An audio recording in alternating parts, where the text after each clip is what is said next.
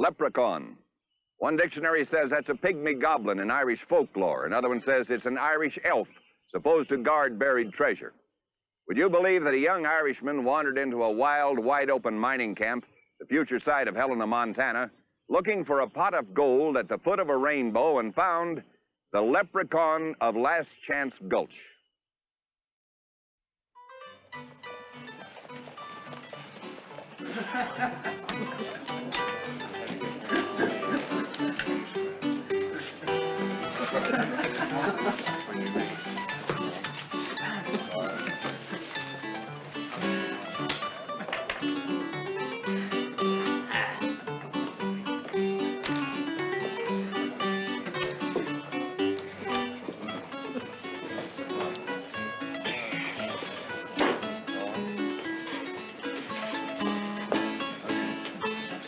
Everything all right, boys?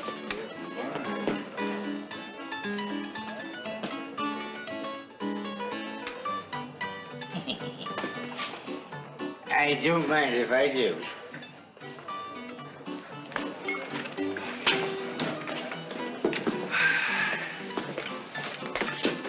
Would you be the proprietor? What can I do for you? I'm Thomas Cruise from the County Cavan in Ireland, and... And you just hit town, and you're broke, and you saw the sign outside, and you're looking for Pat McGarvey, the miner's friend. Would you kindly direct me to the gentleman? That'd be a long, hot trip. McGarvey died of too many friends a year ago. Oh, would you by any chance be the poor man's widow? May he rest in peace. I would. And such a pretty Colleen, and so young. The answer is no. No free drinks, no handouts, no if and maybe grub stakes for busted out miners, Irish or otherwise. I've never asked for anything I didn't earn. You heard what the lady said. I didn't yell for any help. With me around, honey, you don't have to yell. I've no quarrel with you, and you've none with me. So kindly take your hands up. Why, you feisty Irish pup. That's grounds for a quarrel. Now, what are you going to do about it? Prepare to defend yourself. Come on, put him up! Put him up!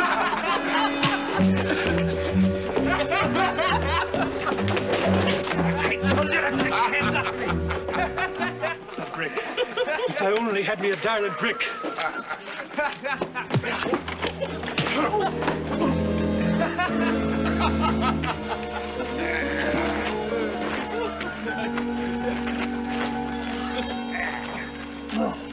Oh, now, there's two of a kind. If you've quite finished, Mr. Mitchell. Yes, sir, Mr. Hampert. Yes, sir.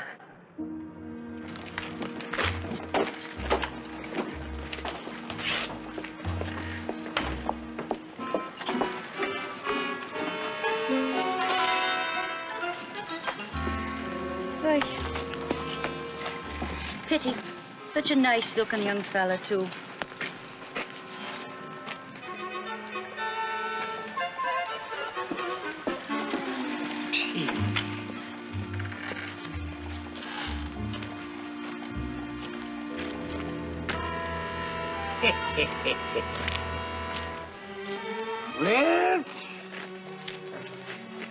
Well, what did you expect?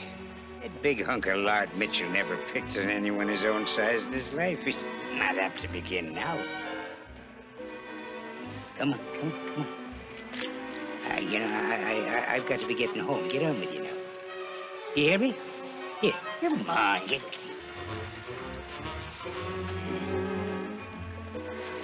Oh, well. It's getting so a decent body can't even have a quiet drink without somebody coming in and disturbing the peace. Come on, Ned. I never saw the like of it.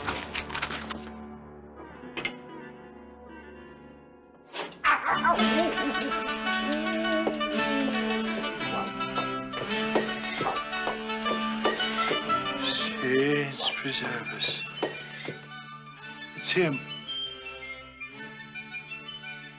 That jig. You were doing his jig? What are you talking about, jig? I just burned me dad blasted finger. Name is Brown. Ben Brown. Called you home last night after they ran you out of the saloon. Saloon.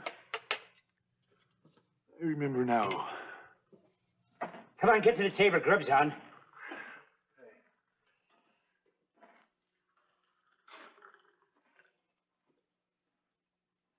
What are you gawking at, sir? Well, why are you gawking at me the like of that? I had me dream again. The same one I had back in Drumlummin. That's near to listening to Herring, the county cabin. I'm thinking that's where you should have stayed. Oh, I couldn't. Not after I had me dream. I saw the leprechaun, just as plain as I see you. Aye, just like you. Him at the foot of a rainbow, dancing a jig and pointing with a forked stick to a mountain of gold. And you, that same turned-up nose, had those ears. Now, wait a minute. I'm not going to sit here and be insulted under my own roof. Oh, I'm sorry, but you're the spitting image of the leprechaun in me dream. I'm thinking Mitchell scrambled your brains more than I figured. Have you ever panned for float? Not much. I blasted a little hard rock in Colorado. Just come from there. Nothing much around here except float. And not much of that. You have to pan for it. I remember when I came here in '64. I thought I was going to strike it rich. And when I did, I was going to buy myself a fancy rig and ride around and let the people look at me. A millionaire. I'm lucky to pan enough to keep body and soul together. But you know, the other miners up and down the gulch, they all sold out to Mr. High and Mighty Hanford.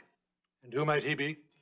He's the man who pays the man who ran you out of Mrs. McGarvey's last night. Mitchell. Ah. Crawl to him in your belly and he'll give you a job digging for day wages. Well, I'll not be crawling to Mitchell. Because I didn't come all the way to America just to swing a pick for day wages. Good for you. You could stick around and pan for shares. It's not much, but it's more than you've got now. Whatever you say. Yes, sir. Good for you. Let's get going then. Would you now? Do a little of that jig for me again. Oh, go on with you now. Come on out and get the tea.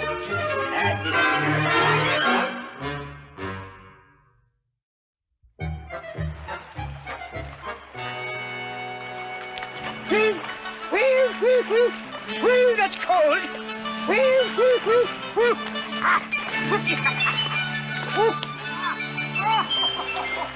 That same jig.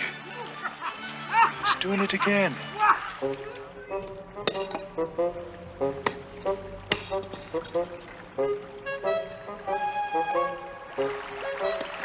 I sweat and he daydreams.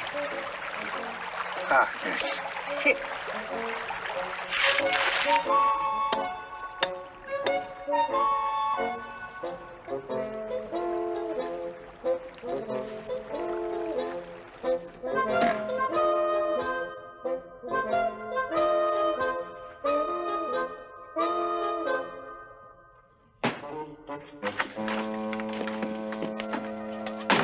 Morning, Ben. Good morning. Dug these samples out of that rock face. When are you going to stop scratching at that mountain and start doing your share of the panning? I think there's a sizable vein around here. I'm going to have to blast. Who do I talk to in town about getting some dynamite? Dynamite? That's in case I see a rainbow.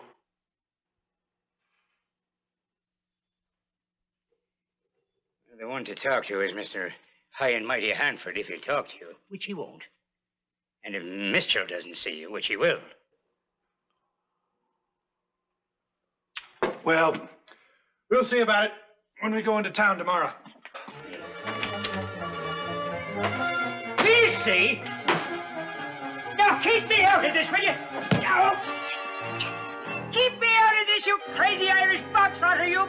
Do it.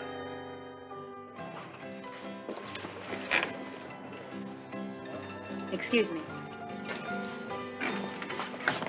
Afternoon, Mrs. McGarvey. Yeah, a little business transaction. Very little. Mr. Cruz, I'm so sorry about that little misunderstanding the last time you were here. Think nothing of it, dear lady. My, the color pink sure does become you. Why, Mr. Cruz. If you'll excuse me. A little business.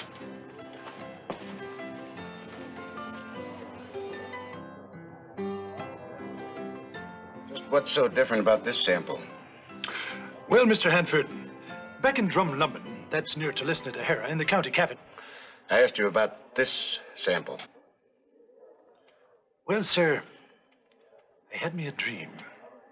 And this leprechaun pointed the way with his forked stick to a mountain of gold. A whole mountain. Leprechaun. Aye. Where is this mountain? Well, he hasn't exactly shown me yet. But even if he had, I'd rather not say till I've staked my claim. I'm not in the habit of stealing claims, Mr. Cruz. I'm sure you're not, Mr. Hanford. You have the cash to buy them with. And I don't buy ore samples. I wouldn't expect you to. A man of your knowledge and experience. All I'm asking is the loan of some dynamite to blast that mountain. Then we'll talk a deal. Then if it's worth your while, that's soon enough to talk money. All right, Irish, out. Let him alone. But I said let him alone. Well, Mr. Cruz, I'm going to play a hunch on your leprechaun. Mr. Mitchell will see that you get the dynamite before you leave. I'll be thanking you, sir. Oh, you don't mind. What was that all about? Shut up.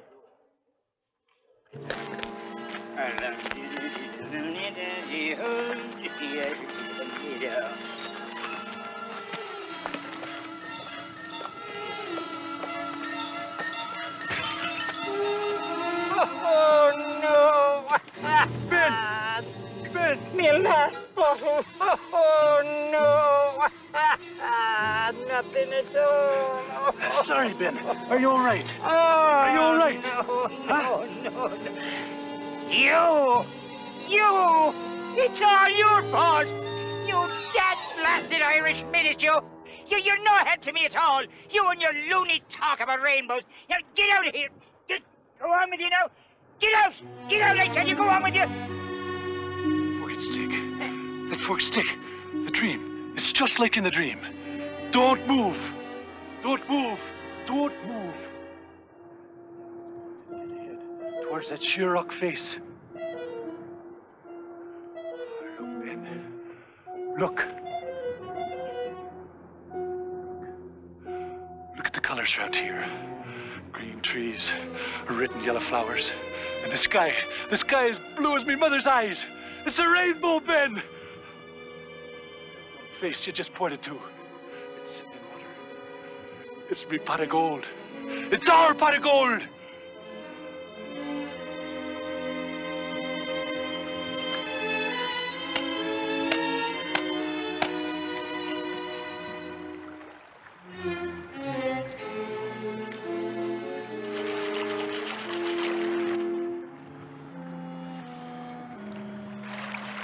Thinks I'm going to do all the work while he goes chasing rainbows. Well, he's got another thing coming.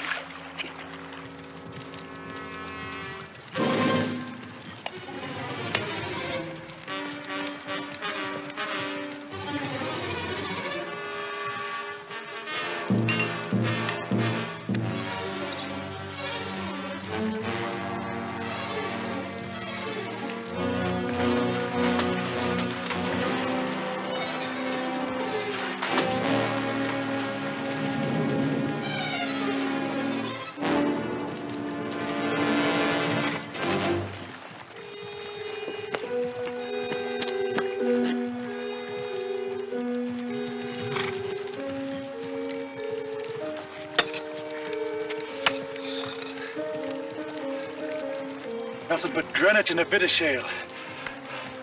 Perfect.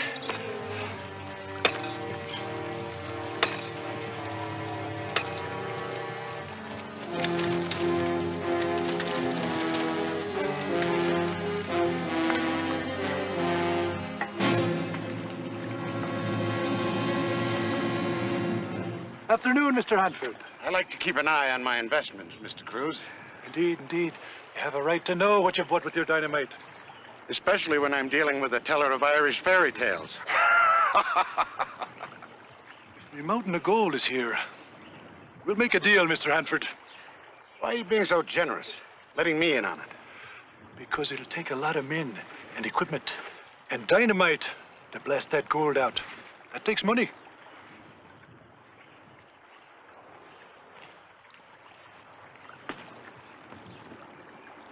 Old mountain of gold, eh? The foot of the rainbow.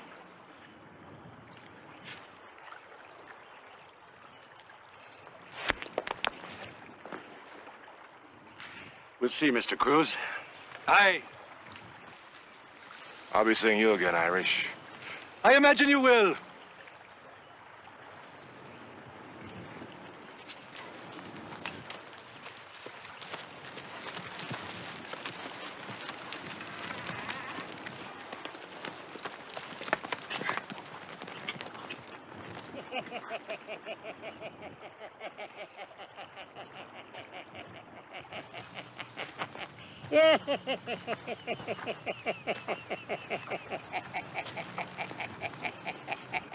Sure, you haven't as much sense as the Lord give a mule.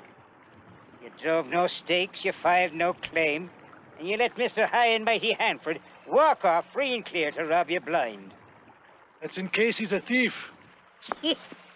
In case he's a thief. I aim to find out, Ben. If he is, well, then I'll just have to...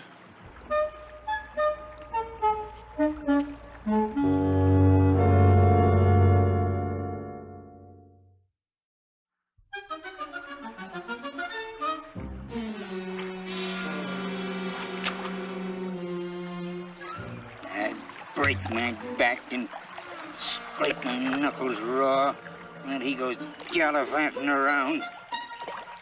I ought to run him off, that's what I ought to do.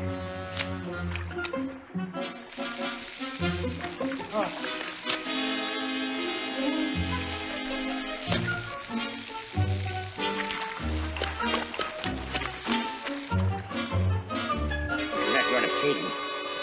He won't work. He won't eat.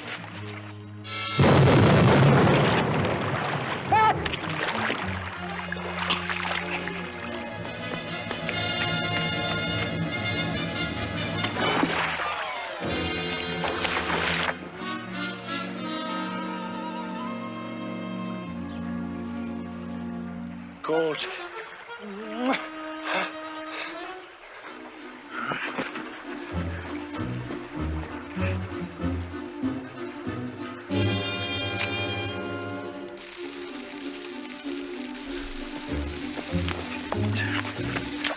He's a hatter, that's what he is.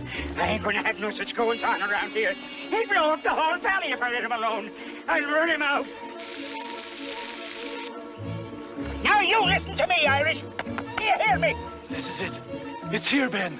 The end of the rainbow. Look. I'm not going to have you doing any more blasting around here. My nerves won't stand. That did it. That did it. Get out of my sight. Get away from me. Keep away from me. Don't come near my place again. You're crazy. You're crazy as a dead mouse. Go away with you.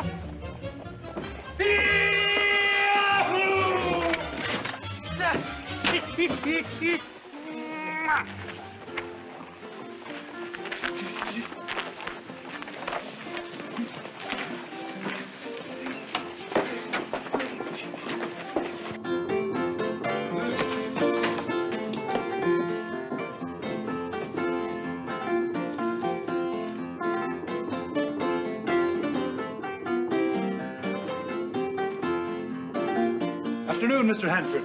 Sit still. I brought you something. I suppose your leprechaun led you to these. Indeed he did. Hey, fellas. Irish found his pot of gold. I had some samples assayed from your pot of gold. Nothing but slate and granite. I'm afraid your leprechaun was pointing his stick toward the Blarney Stone. You filed a claim where you thought I was working. Of course, you sort of forgot to mention that. Or the fact that you're a thief, Mr. Hanford. What?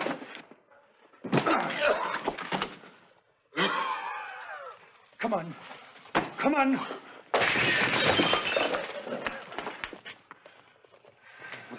Well, that was most thoughtful, Mrs. McGarvey. My pleasure, Mr. Cruz. Where did you find these? On my claim, Mr. Hanford. Mine and Ben's. I filed on it on my way here. But these are... Right from the mother lode herself. The assay office just told me. A mountain of gold, Mr. Hanford. Back, gentlemen, back. Precious metal needs breathing room. I'll make you a generous offer for percentage rights. Raise it. What? You're dealing with the Irish now, Mr. Hanford. We're not as easily hoodwinked as others. Have you seen Ben? He was here a while ago. Took his bottle and he left. Don't you go away.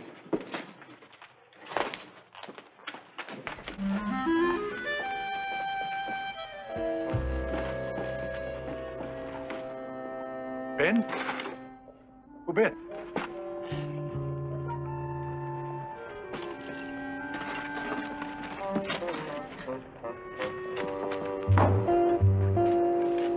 Ben? Ben?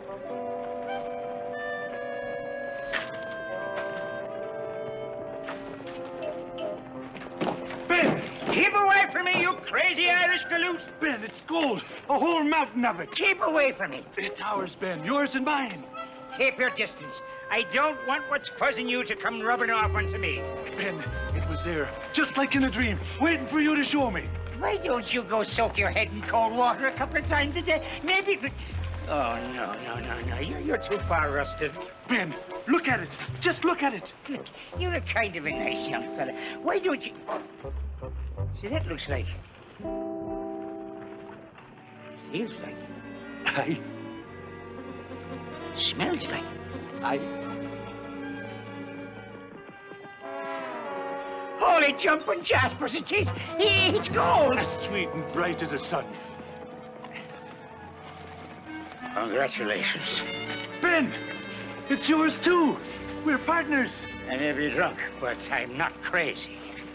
Ben, I don't care what you think you are, or what anybody else thinks you are.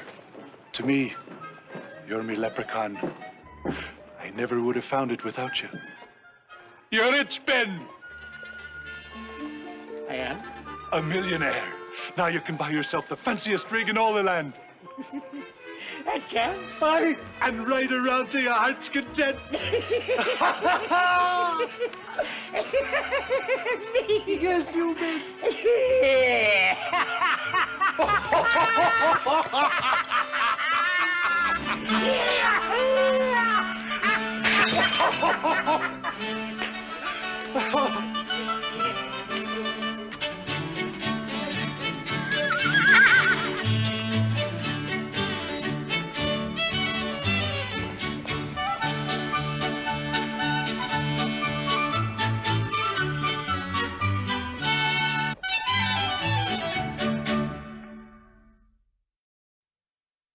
Was old Ben really a leprechaun? It didn't matter. Thomas Cruz sold his pot of gold for $1,600,000 plus a sixth of all profits. He made the State House in Helena possible and paid for the site of the cathedral there, along with $100,000 to complete it. Luck of the Irish? Maybe. But then, who knows?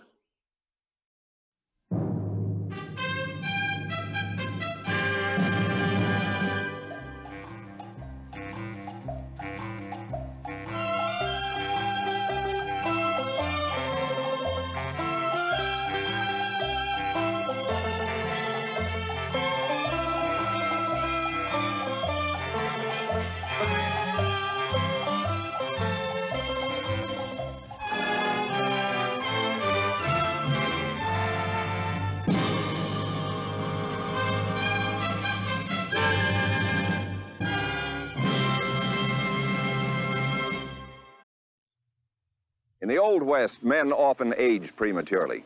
It wasn't unusual to see a man not yet 30 with almost a full head of gray hair. In those days, times were difficult. Working with a shovel or a pick, living in the saddle could burden a man. Like this little star, it weighs just an ounce, yet it could seem like a ton of tin.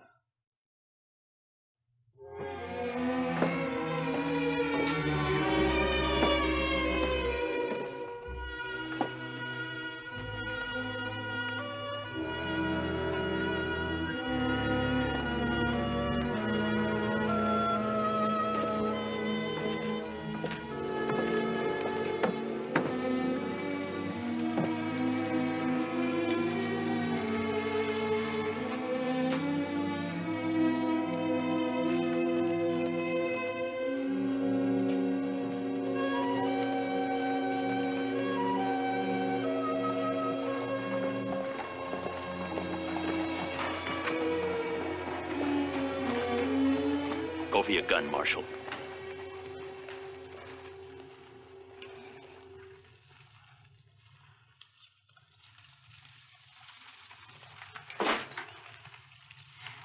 Pretty close, huh, Marshal? You know, one of these days, Chet, Oh, no, I'd say that was just about dead even. there's no such thing as dead even in a gunfight. I'm as fast as you are now. Gotta admit that. Oh, go blow your nose. Lou? Lou! Oh, come on now, Lou. Face up to it. I've been throwing down on you since I was 14 years old. I'm ready now. Ready for what? Well, El Paso's getting big, spreading out. You could use help. We've been playing that game for 8 years, ever since your father died. Don't you think you're a little big to still be playing games? I don't want to play games, Lou. I want to be your deputy. Chet, your father was a top cattleman. That's what you ought to be. Lou, And besides, I don't need a deputy. well, you ain't getting any younger, Marshal.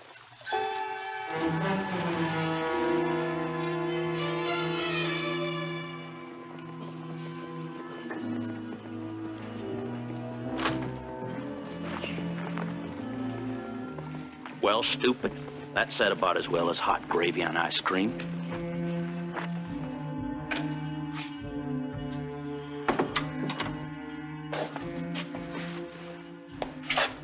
What's this? Well, you might at least say hello before you bite my head off. So, hello.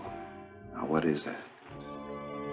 I bought it this morning at a barn auction. It was only $2. It's all I need, a rocking chair. Did you forget the shawl that goes with it? What did Doc Willie say?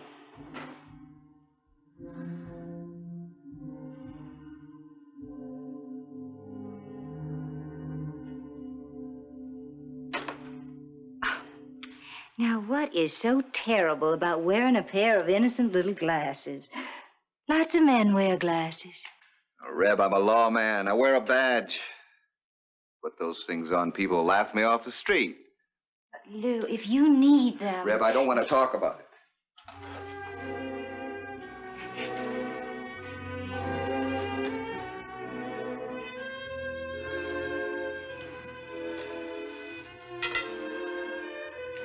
Dinner's almost ready.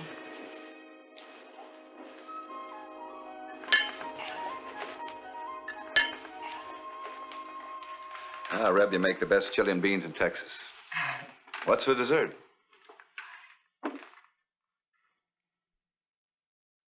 Raw carrots? Good for your eyes. Never saw a nearsighted rabbit. You say it.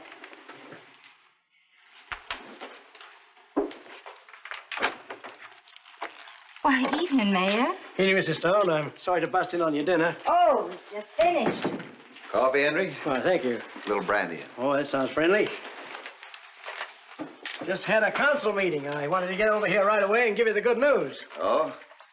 We voted to allocate funds for you to hire a deputy.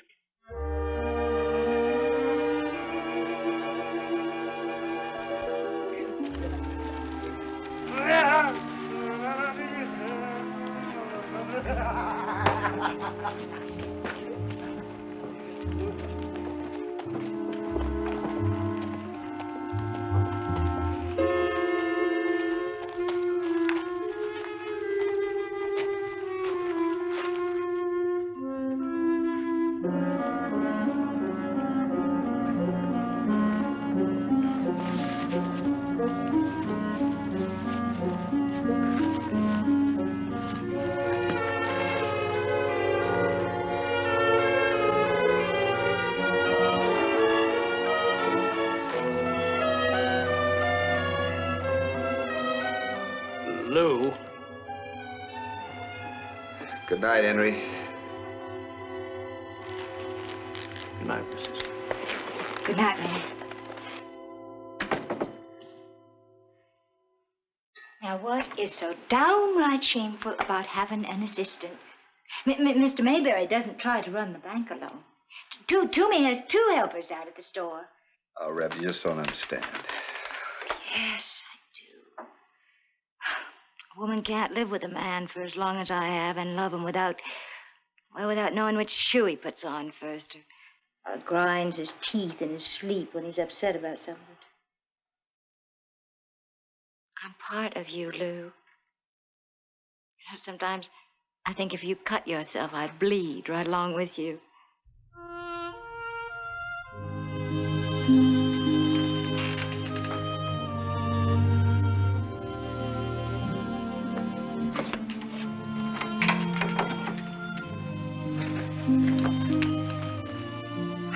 Darling, I know what you're going through. You feel your youth slipping away and you're afraid to let go, but there's a world of difference between being old and getting older. Let them give you that deputy. You know what, Reb? You make a great bowl of chili.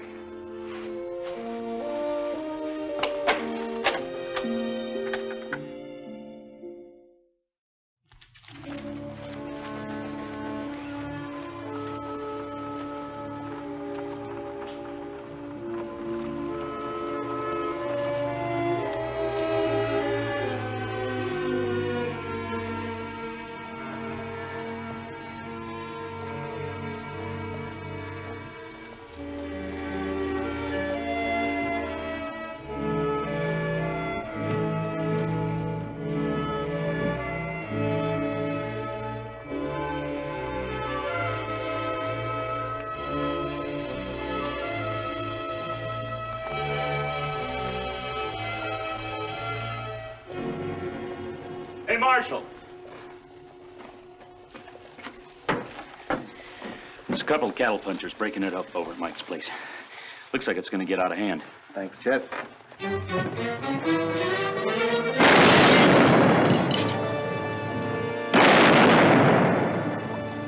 Missed again, Harry. That's another $1 you owe me.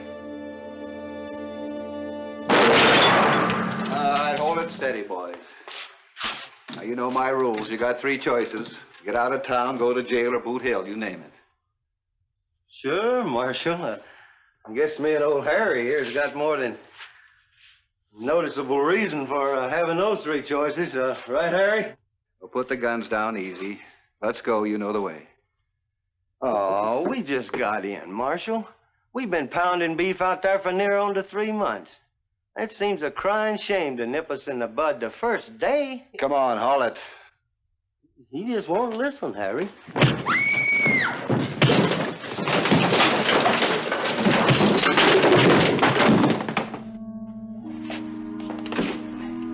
All right, show's open.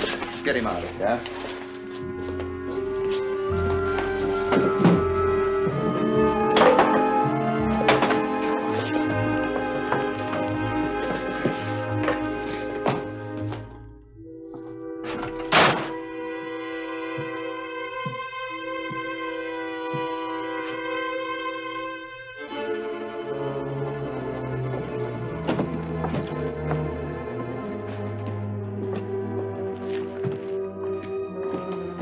Doc, give us a hand, will you? Spread the word, tell everybody you see. Keep off the streets. Trouble?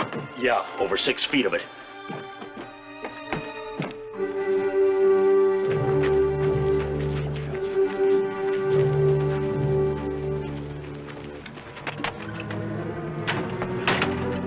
There's trouble. Get home.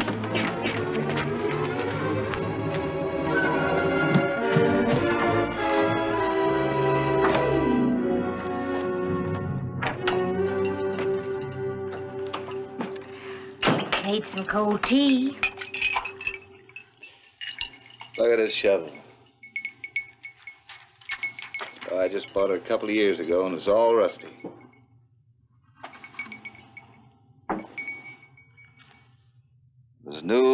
shiny and smooth. So shiny you could see your face in it. Shirt's torn. That's what happens to us, Red. After a while, we get all rusty inside.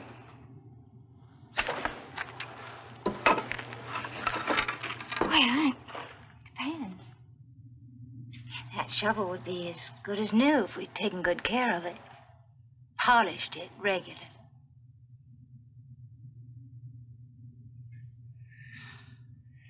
But you haven't changed, Red.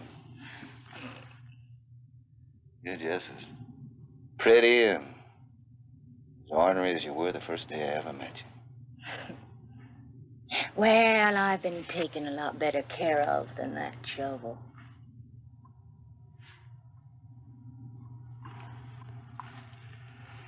Yeah, nothing rusty about you. Keep polishing.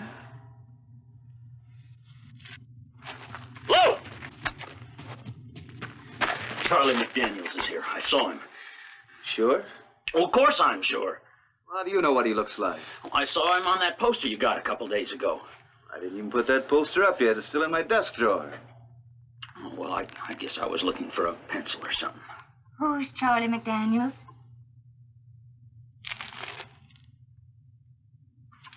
He's a killer. Wanted dead or alive in 4 states and 3 territories. They say he's killed over a dozen men, and one time in Laramie. That's enough, Chet.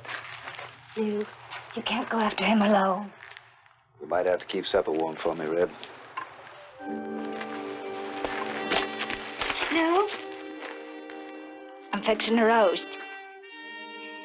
Dinner will be ready at 6. Try not to be too late.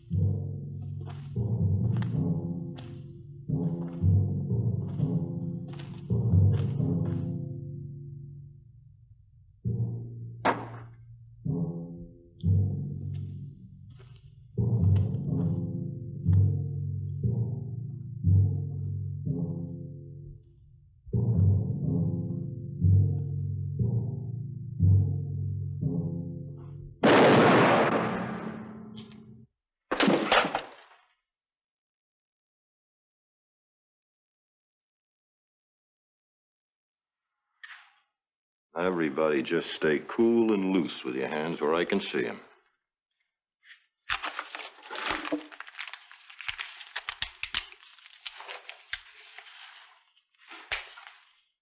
Sorry if I upset you, ma'am. Here, buy yourself a pretty.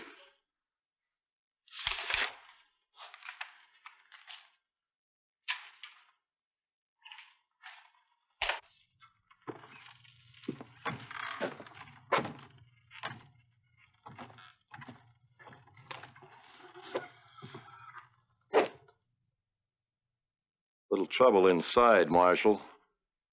You ought to check on some of these faro dealers you got here. Caught 'em cheating dead to rights. So you killed him, huh, Charlie? Afraid so. You know me, huh? That's what they pay me for. You're Lou Stone. Yeah? Yeah, I heard some talk about you, too. Same here, Charlie. Now, I usually give a man 3 choices. Yeah, I heard about that, too. Let's see now. Leave town, go to jail, or Boot Hill. You only got 2 choices. You don't have the choice of leaving town.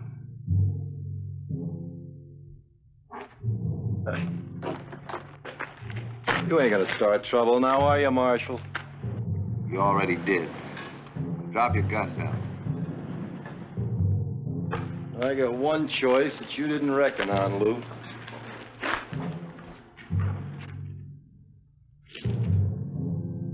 Keep coming, Charlie. Closer. I want to see how much guts you really have. Closer, Charlie. This is far enough, Lou, unless you're figuring on dancing with me. Come on, Charlie. Just a little closer. Till you can taste the sweat of your own fear. Come on, Charlie, closer. This is far enough, Lou. Make you move. Charlie, I want to get something out of my shirt pocket. All right? Sure, Lou, anything to oblige.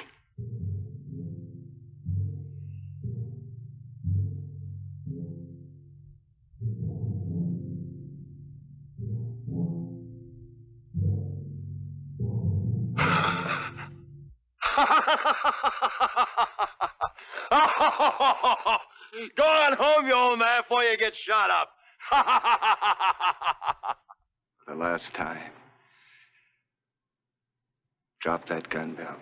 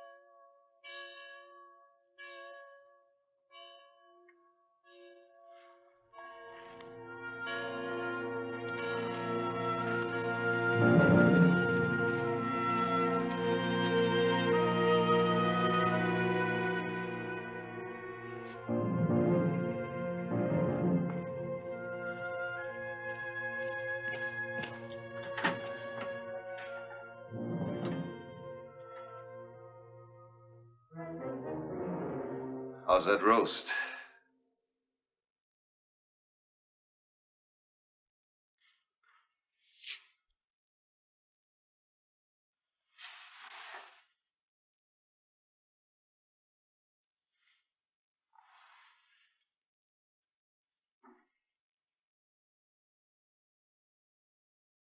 You're late.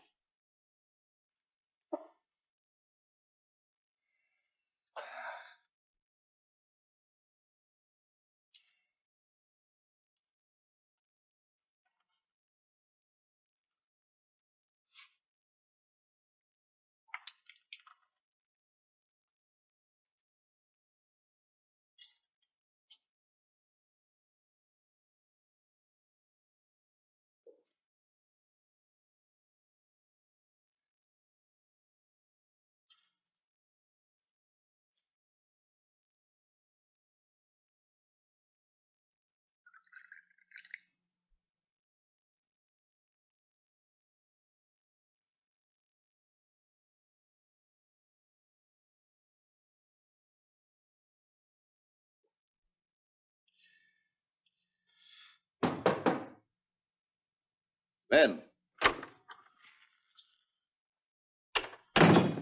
Lou, I just wanted to say that, well, I'm sorry I've been hound dogging you the way I have. Nobody could have handled Charlie McDaniels the way you did today. Nobody. Go for your gun.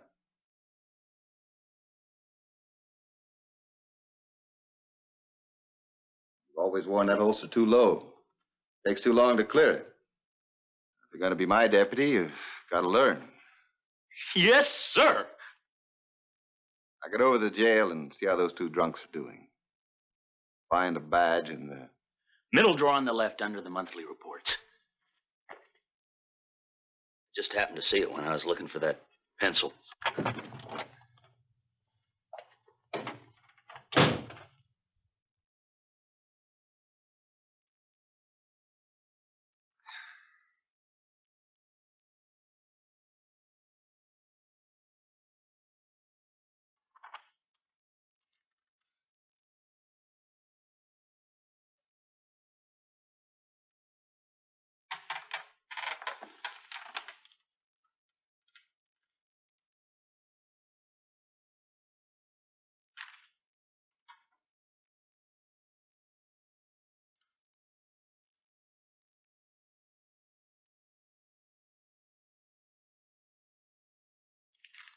Get me that shawl for my birthday.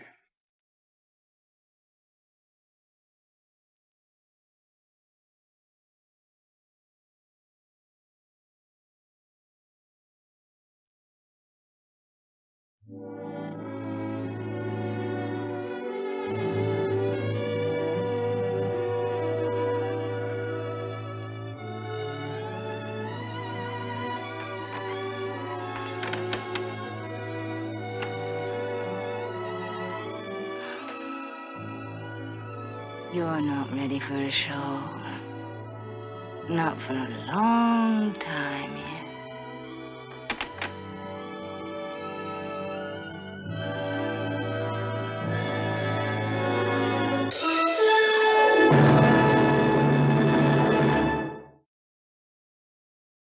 After they buried Charlie McDaniels, other gunslingers rode into El Paso. But they had more respect for the law and the man who wore the marshal's badge, and a pair of glasses.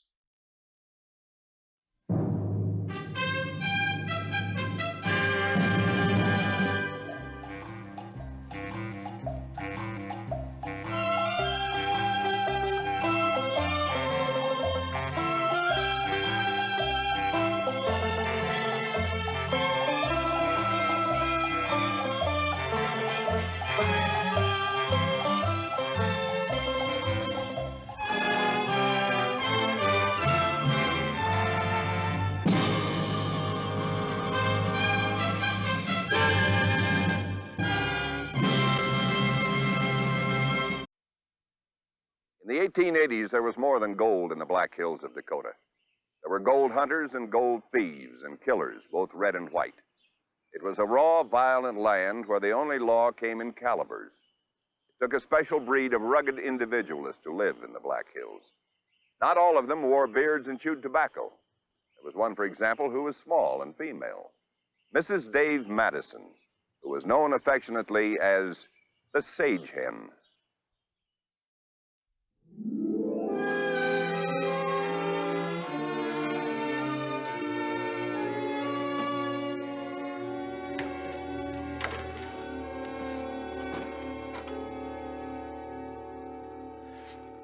Oh, Sage, honey, I hate leaving you alone like this, but, well, I need Harv with me to help with the heavy loading. Oh, I can manage horse chores just fine. You need him more than I do. You're afraid of that's your business. Now, go on. Don't you worry about me. Well, we're going to be gone all day. What if some Indians show up? And, well, there's plenty of white men worse than they are. Oh, now quit worrying. I got your rifle. And you know, around here someplace, I got that old pistol of yours. Oh, yeah, someplace. 100 to 1. You don't know where. I know the crazy places you hide things. Probably stuck in the oven or in some old boot. Well, I'm not going to be needing it anyway. You go on. You got a lot of stops to make. Yeah. Oh. Yeah, well, it's getting late. Go on. Here's your food. I don't want you two getting hungry. I worry about you, too, you know.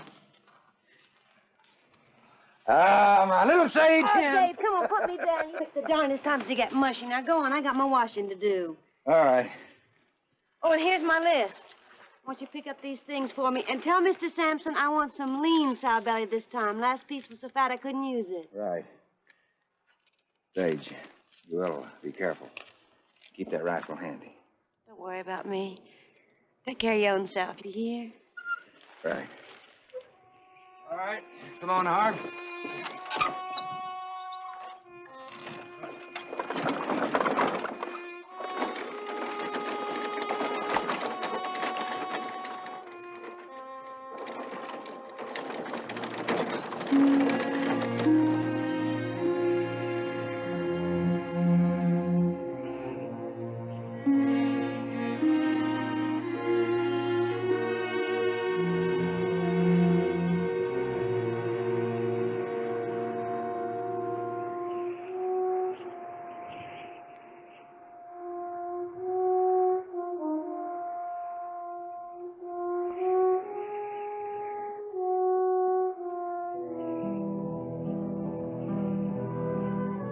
Just what do you think you're doing? Well, I'm chucking rocks at jackrabbits. I almost hit one with the second one. Watch. Stop it. Now, what'd you do that for? Fine road agent you are. Why don't you send up a few smoke signals? Let everybody know we're up here. Well, I'll tell you, Mr. Beaumont. I'm tired of sitting on this hill, watching that road, and nobody coming. Well, I'm a little bored myself. And why don't we ride into town, have a few drinks, and get something to eat? Because it's too far. Stagecoach is due this afternoon. We don't want to miss it. Might even be carrying a gold shipment. Now, if you're so hungry, some jerky in my saddlebag. Jerky? I'll give you a fact, Bo. I'd sooner starve to death than eat any more of that petrified shoe leather. Hey, I got an idea. Really? Yeah. This I have to hear. Well, we don't have to go back into town. Remember that cabin we passed this morning about 2 miles back? We can ride down there and get a good hot cooked meal. I suppose we could do that. And we could be back here in time to hit the stage. Why not? I could stand a decent meal myself. And, have some fun? Sure. And some fun, too. Get the horses.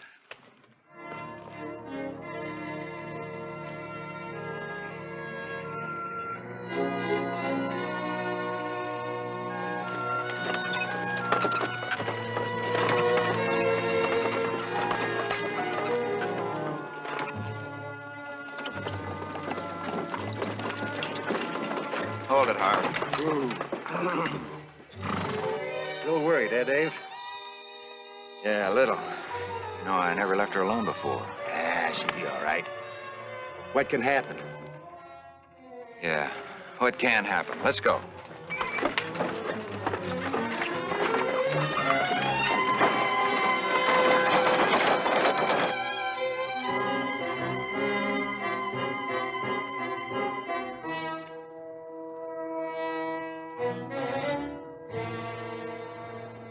Ah, there it is.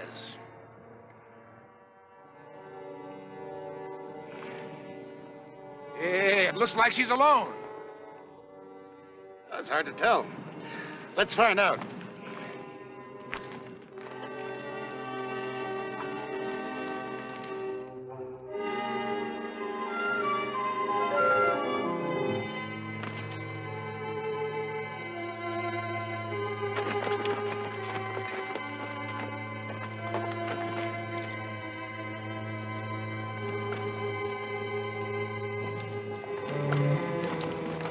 Good morning, madam. Morning.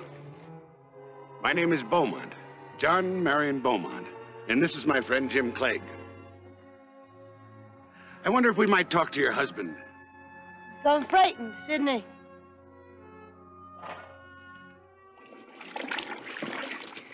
It's kind of dangerous, isn't it? A pretty woman out here all alone like this? Well, it frets him some. Mrs. Madison. My pleasure. We're terribly sorry to bother you, but my friend and I are hungry, and we were hoping you might be able to resolve that problem for us. Well, I can give you a hunk of sour belly and a handful of dried beans. I'm afraid you don't understand, Mrs. Madison. We're just a couple of poor bachelors, and we don't know very much about cooking. Now, if you'd be so kind as to fix it for us, we could pay you. I'm afraid I can't do that just now. I gotta finish my washing.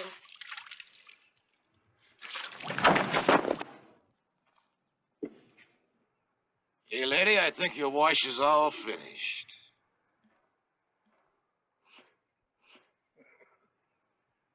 So it seems. That wasn't very nice. No, that wasn't very nice. You'll have to forgive Clegg. He's just a big, impulsive boy sometimes.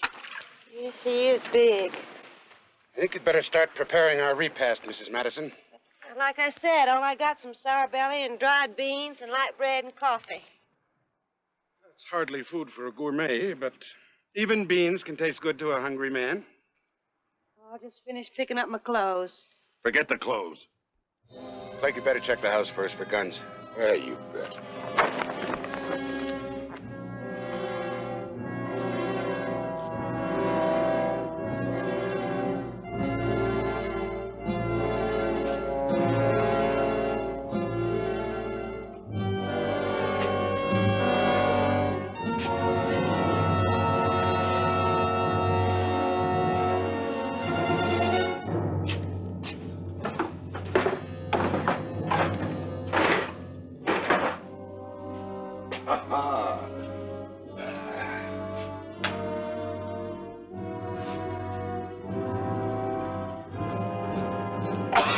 Ooh, great day in the morning.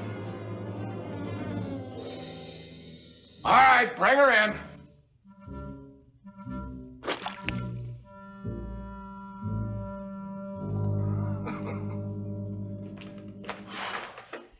Hey, looky what I found. That's all it was. That's my husband's whiskey. Was, lady, was. It's all mine now. Don't you mean ours? Oh, sure, Bo, of course. Pour me. You get busy. Yeah, watch that. It'll pucker your toenails. I told you to get busy, my dear. Hmm? Oh, yes. You weren't listening. Yes, my dear. You must listen and do exactly as we say. But that pretty face of yours won't be pretty anymore, understand? Yes. Well, now, if you'll fix us up with the best meal you can make, we'll all be good friends.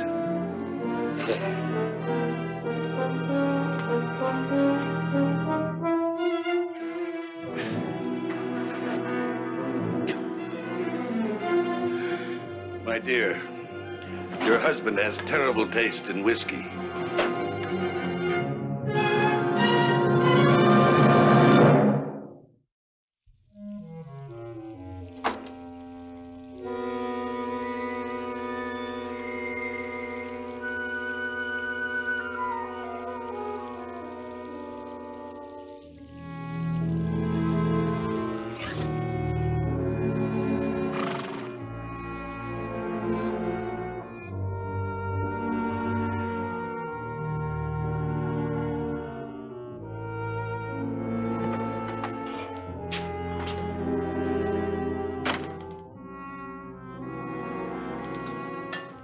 Coffee ready yet? Not quite.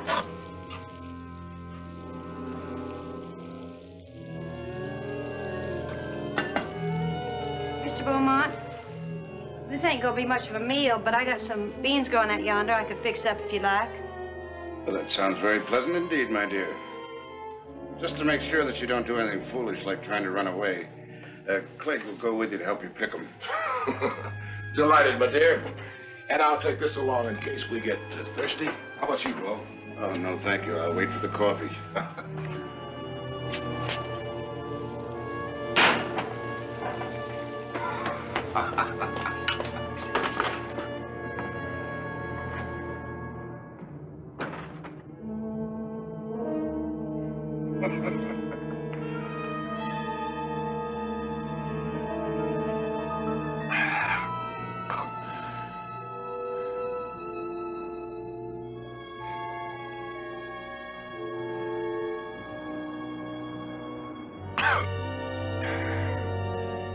You know, honey, Mr. Beaumont's a mighty bad man.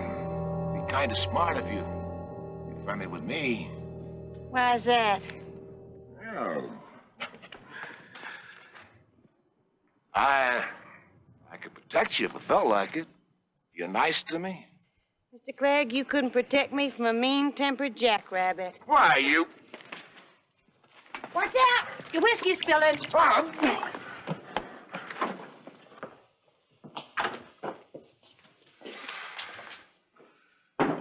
Well, that was real cute, honey. Now I think I'll have a couple of kisses to make up for it. Stop struggling! Oh, you little hell, you're not going to... Wait, let it go. But I said let it go. You could stand the bath, but I intend to drink some of that coffee. Go right ahead and finish preparing dinner, my dear.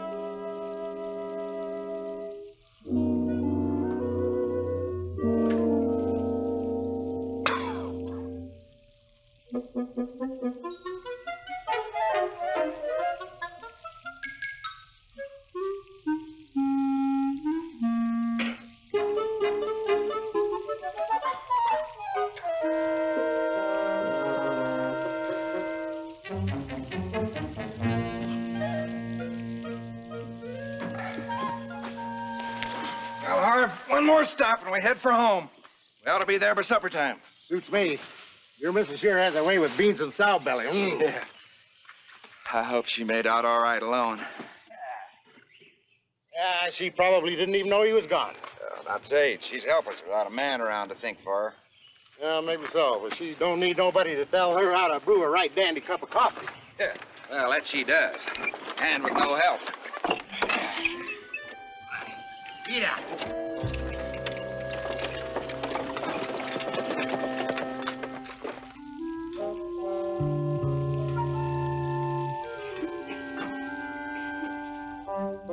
Ah, that's wonderful coffee, my dear. Wonderful.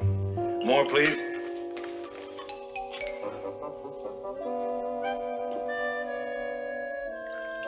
Mr. Clegg, No, no more for me. Hey, dinner about ready? good beans take time. I'm fixing yours real special. How about some of that light bread while we're waiting?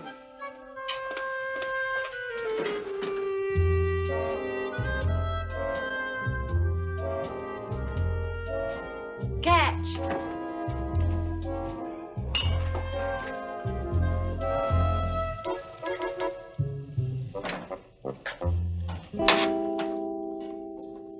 I'm sorry, you want a knife? No! Forget about the knife, my dear.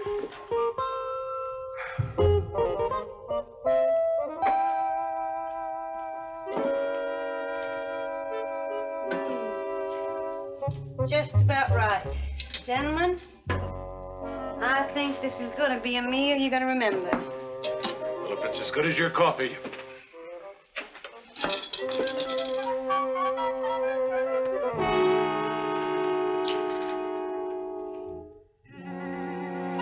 Eat hearty, boys. You got a lot of work to do.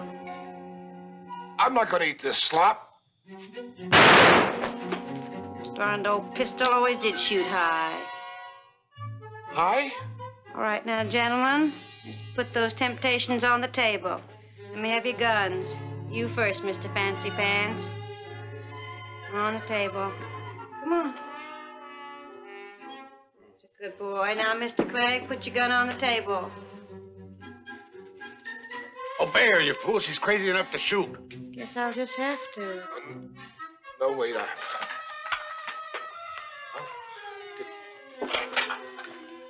There. Thank you. Now, let me have your knife. Thank you. I would have hated to have to spoil your dinner. Surely you don't expect us to actually eat this mess? Oh, yes, I do. Every last smidgen of it. Now, Mr. Clegg, you just divide it up. Half and half on each plate.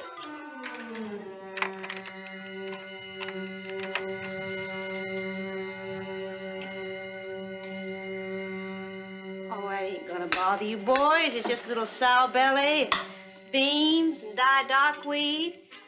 Flavor with a little soap, castor oil. Do you a world of good.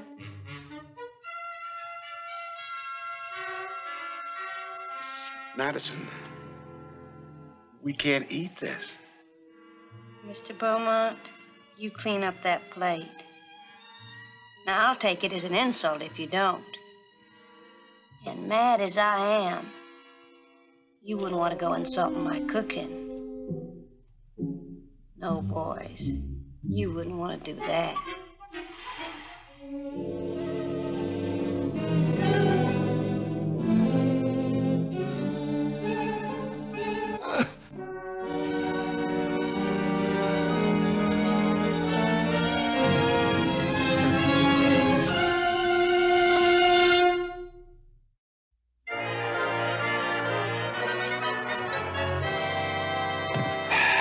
Well, that's it, Harv boy.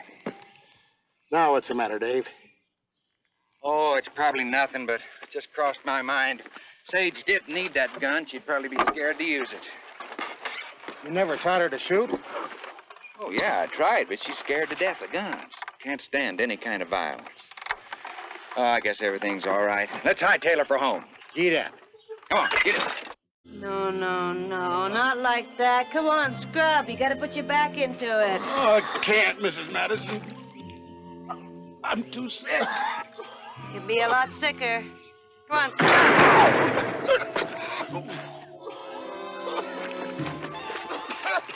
That's right. That's the way to do it.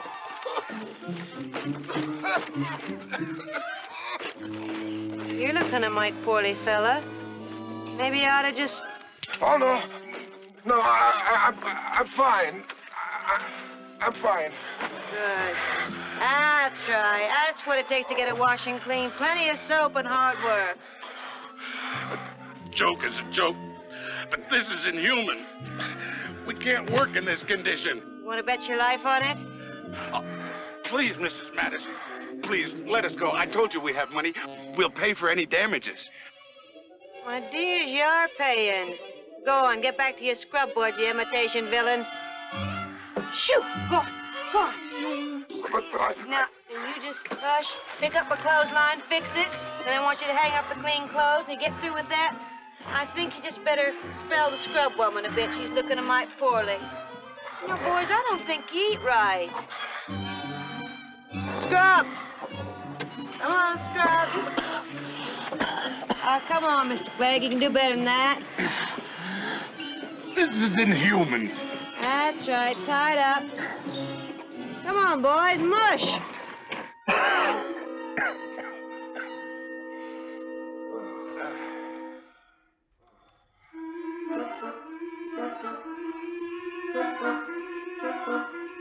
All right, it's finished. Now can we go? Now, you gentlemen don't want to be riding off till you do the rest of your chores. Still got the cabin to do. The cabin? Well, now, it ain't gonna take long. Two big, strong fellas like you. Oh, no. No. Mr. Beaumont, you know something? It just struck me. I don't think you two gentlemen are in the right profession. I don't think you're cut out to be big, bad men. You ain't got the stomach for it. All right, come on the way with chores to get 'em on with. On your feet. No. I refuse. I'm not going to do another thing.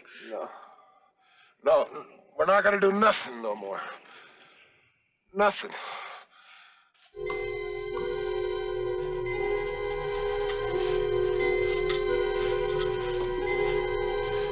Real cooked food. fun. You had to hit her.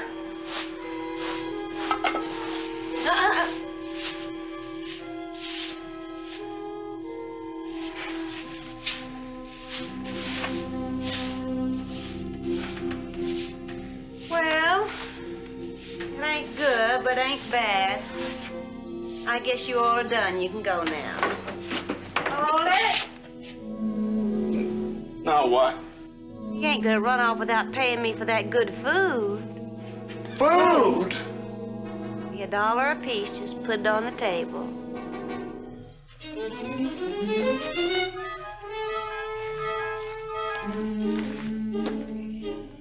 Well, not so fast.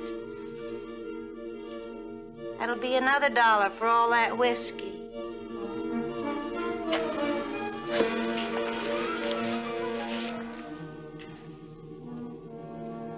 Now? You just run along.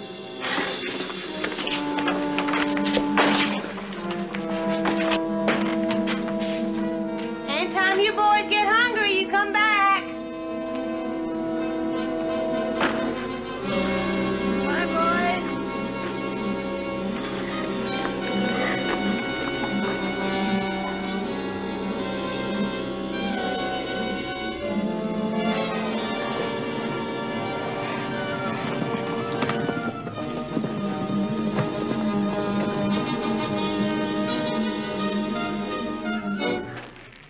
Say, doggone it, you mean to tell me that all by yourself? Dave, now, come on, quit your fussing. No harm's done. Yeah, but did they try to? Well, I think they kind of had that in mind, but the funny thing is, they just forgot all about it after they ate. Yeah, well, that ain't no surprise. That must have been some meal. Only say, look, that was dangerous keeping them around here like that. Now, why didn't you just run them off? Well, they made me mad. Two big grown outlaws like that trying to push me around just because I was a helpless female.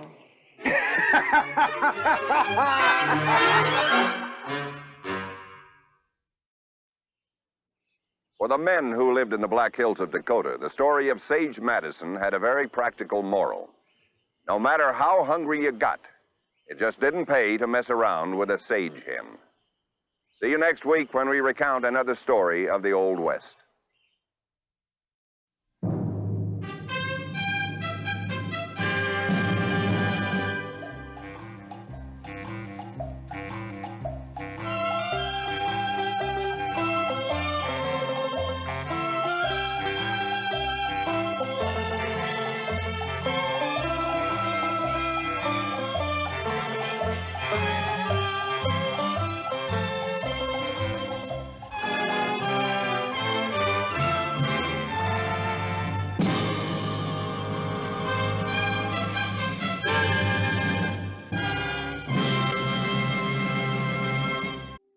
High above the Yuba River on the west slope of the Sierras stands the famous old mining camp of Camptonville, born in the gold rush. There are only a couple hundred folks living there today, but among them are descendants of the early pioneers. So to Camptonville I went to get this story for you. A story I call Wheel of Fortune.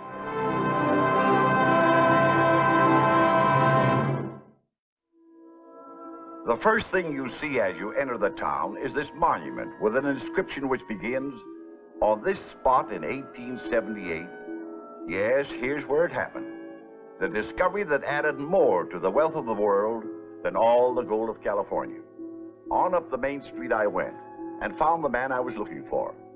Here he is, William Groves of Camptonville, California. In case you're wondering what this object is in front of him, it's the head of an old sewing machine. What make is it, Bill?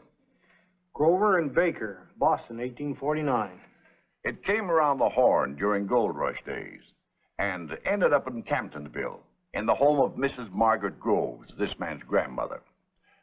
She was then a bride? Yes, she and my grandfather came west from Ohio in 1850. Well, tell us something about them. Well, he was a teamster. There was a lot of hauling in and out of Camptonville in those days. My grandmother ran a boarding house for the teamsters. Besides raising a family of 5 children. Here's a picture of the Groves family. That's right. My father, Frank, was the middle one. Now, this sewing machine that's come down through 3 generations, what's so important about it? Look, old Ranger, I'm no storyteller. That's your job. All right. Well, we roll back to the year of 1877. This is how Camptonville looked at that time. Below the town are the diggings where hydraulic monitors sluice the gold from the hillside. Above the town is a reservoir which supplies the town with water. And small boys like Frank Groves with an excuse to take a roundabout way home from school.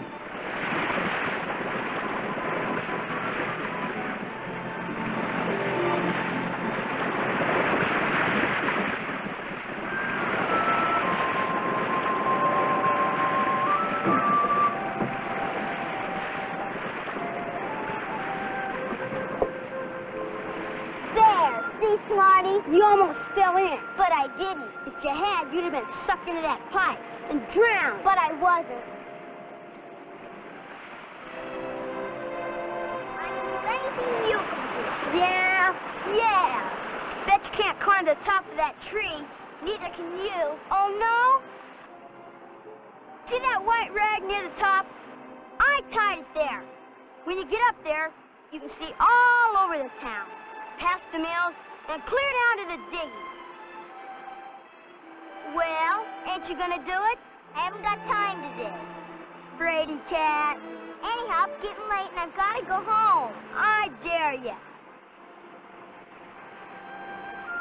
All right, I'll do it.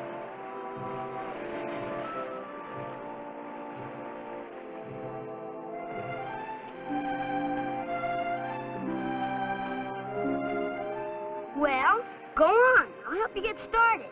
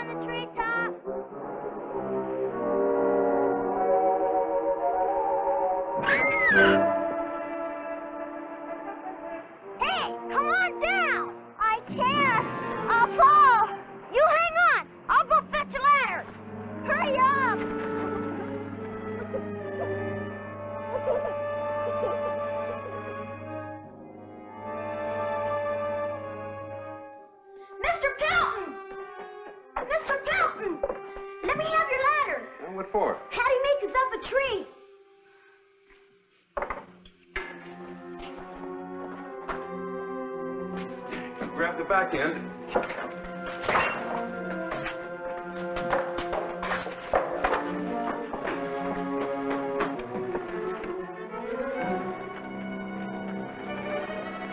Help! Help! Someone help! Hurry up! We'll get you, Hattie. Hang on! I'm getting awful tired. Hurry up!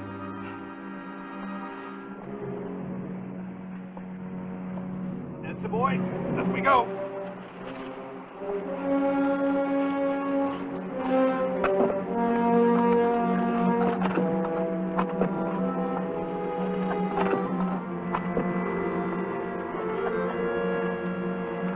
Hang on, Hattie. I'm coming.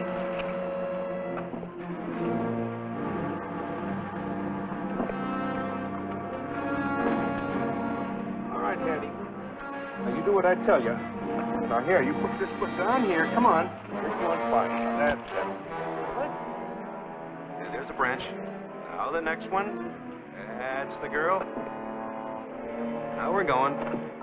Now, the next one. Come on. Come on, Hattie. Now, the next one.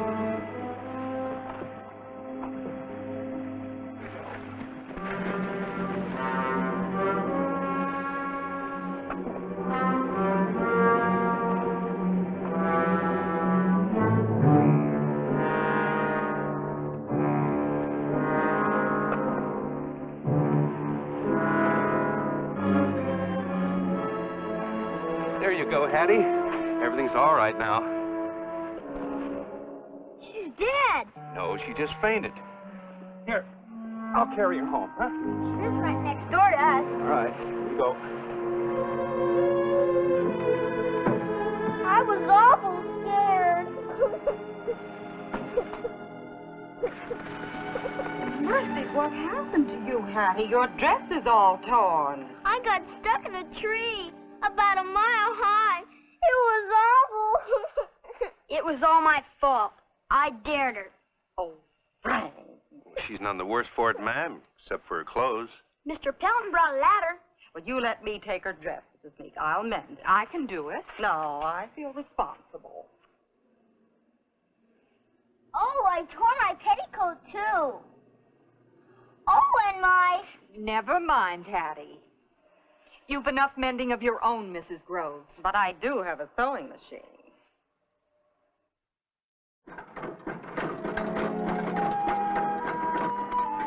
You put extra work on me yesterday. Now you can make up for it. Ah, gee. I promised Mr. Pelton I'd come down to his shop. I want you to fill both the wood boxes.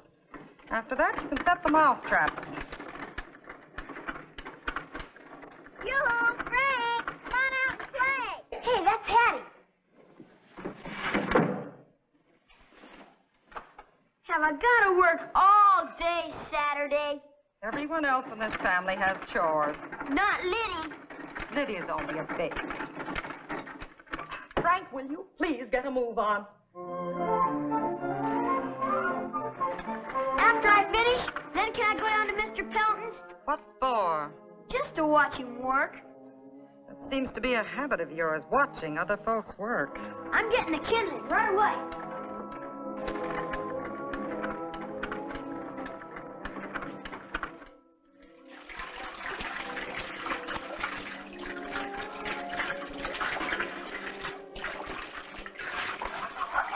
What you doing? Well, I'm trying to figure something out here. A water wheel? Yep, that's the water wheel. Nothing new, is it? No.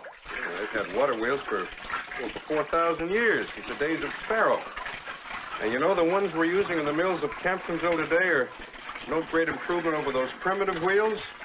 They're slow, they're clumsy, only get a fraction of the power out of water that they should.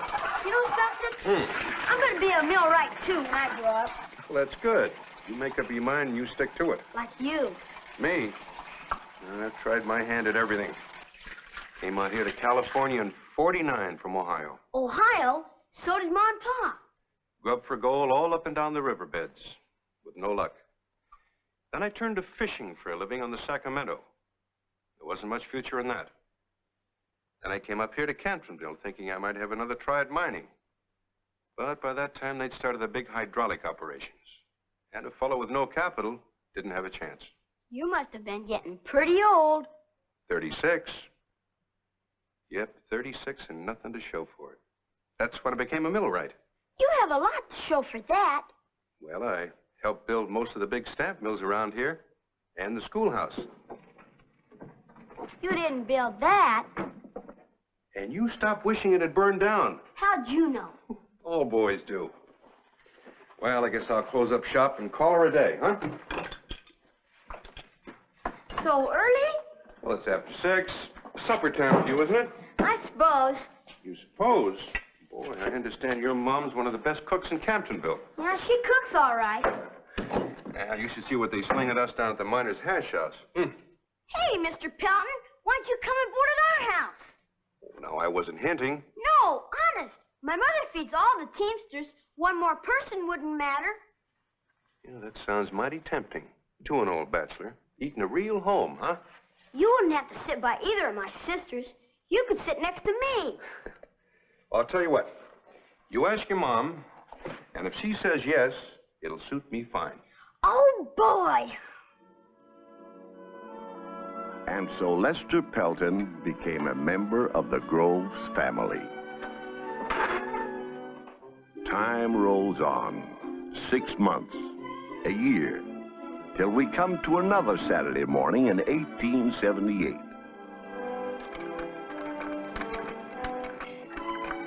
How did it go, dear?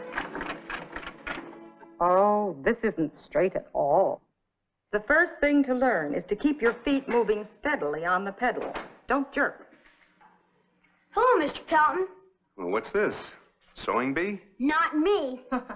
Hattie's having a lesson on the sewing machine. Don't look at it. It's all crooked. She finds it hard to work the treadle. Well, I should think she might. Those short little legs. Right. Never mind. My own legs ache sometimes after a long stint. But then I think, what if I had to do it all by hand, the way women used to? I'm glad I'm a man. Well, men sew too, you know. They do. Yes, sir. There's a man who invented this machine. He's a tailor who sewed for a living. Yeah. Ow! No, you don't. You just stop it. Wait. You just wait.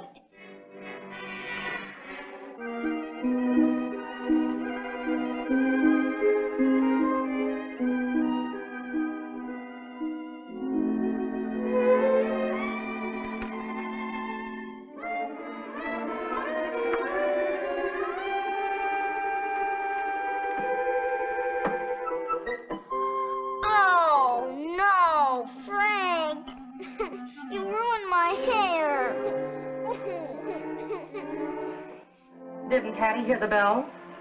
Here she comes now. Well, come and sit down, Hattie. Excuse me.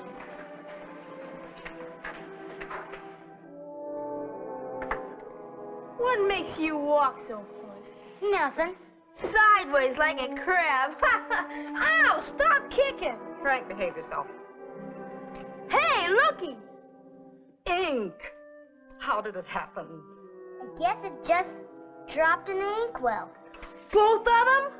It was Frank. I saw him. Frank. He did it deliberately. Tattletale.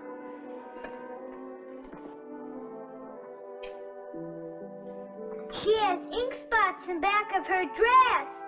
Let me see. Turn around. Oh, Hattie, you're nice merino. Frank Groves, how could you be so naughty? It'll wash out. It will not. The dress will have to have a whole new back put in. Then that's a big, fussy job. I'm sorry. If your father was home, you'd get a good licking. I ought to give you one myself, but I'm just too worn out. My mother can fix the dress, Mrs. Groves. A dress my son ruined. I wouldn't dream of it. I'll do it myself tonight.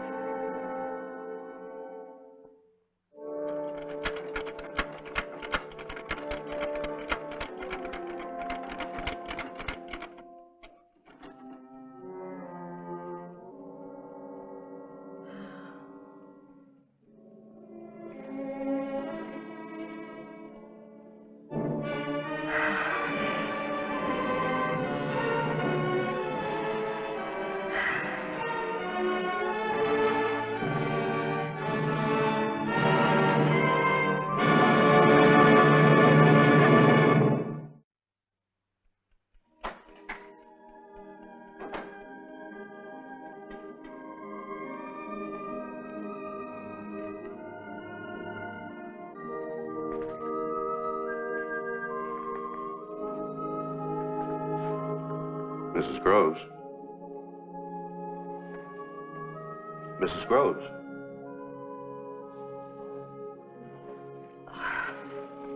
Oh, my goodness. I must have fallen asleep. It's after midnight. I just came in. I was down at the shop tinkering. So you better put up your work and get to bed. I can't do that. I've got to finish this dress. Oh, well, not tonight. Hattie's mother is coming home tomorrow. I don't want her to find the dress in this state. You're worn out, Mrs. Groves. I'm all right. I wish I could help you. Don't you worry about me.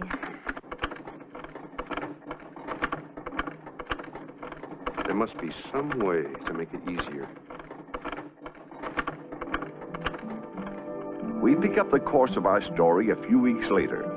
Weeks during which Lester Pelton has done a lot of mysterious tinkering in his shop. And we come to a day in the summer of 1879.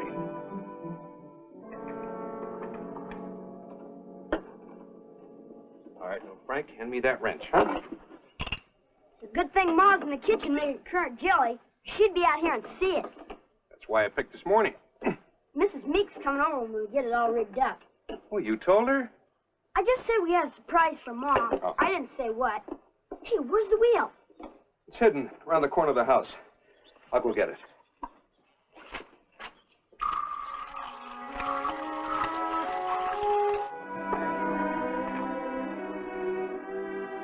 What if it don't work? Oh, it'll work. No what if about it. Sure a lot of trouble you went to. You know, nothing's too much trouble, Frank, if it makes things easier for women folk. Don't you forget it. What about the men folks? Yep, them too. Frank! Oh, Frank! It's all set. I'm out here, Ma, on the porch. I need some more sugar for my jelly. Will you go down? Oh, my machine. What's it doing out here?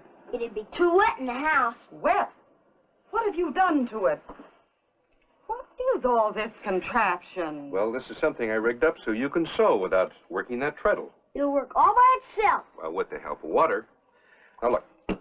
See, there's a wheel inside here. Now, I put a case around it to keep it from splashing, you see? Now, the water comes in through this small nozzle and goes in through... Well, let me show you. It's easier than trying to explain.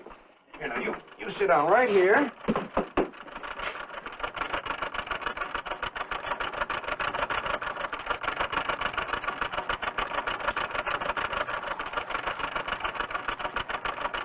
Isn't this wonderful? All I'm doing is just guiding the needle. I can hardly believe it. Yep, her feet ain't even touching the treadle. Get away from my skirts, Frank. I wish I could try it. Think of the boon it'll be when you're working on men's heavy clothes.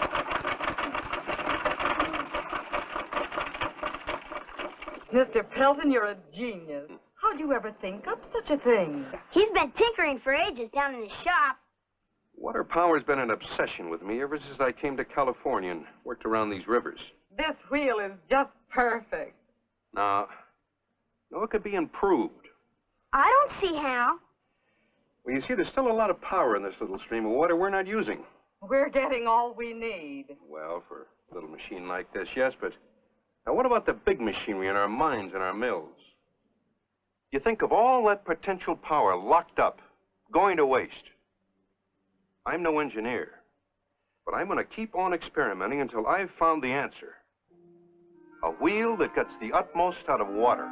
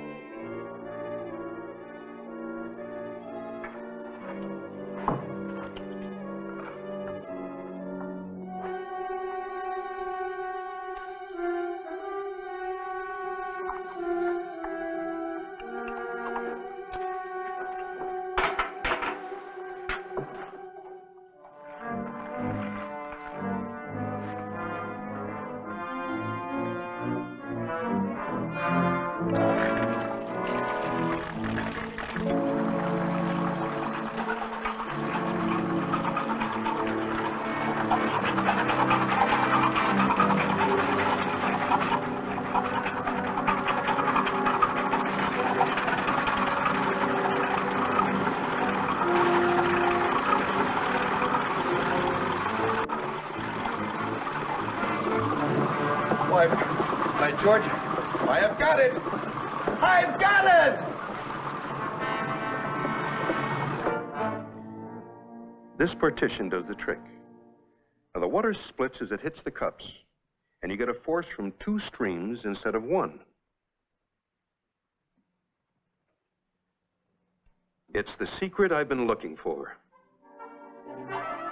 Events moved fast after that for Lester Pelton.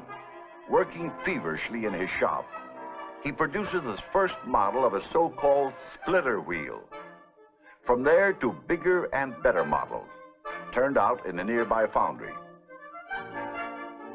1880, Pelton receives a patent on his invention. 1883, competitive tests at the great Idaho Maryland mine. The Pelton wheel wins, hands down. Orders come in from other mines, from mills. They all want Pelton wheels to operate their machinery. And then something nobody has ever dreamed of. The Pelton wheel is hitched up to a dynamo. Hydroelectric power is on its way. Today, the world over in hydroelectric plants, huge Pelton wheels convert rushing water into heat and light and power. Each wheel, with its divided cups, a monument to the obscure tinker, whose invention revolutionized industry and brought incalculable benefits to every one of us. So there's the true story of the invention of the Pelton water wheel, and the part your grandmother's sewing machine played in it, Bill. It's wonderful that your family has preserved such a valuable memento. And thank you so much, Bill, for coming on our Death Valley Day show to help us tell the story of the Wheel of Fortune. Thank you, old Ranger, for having me.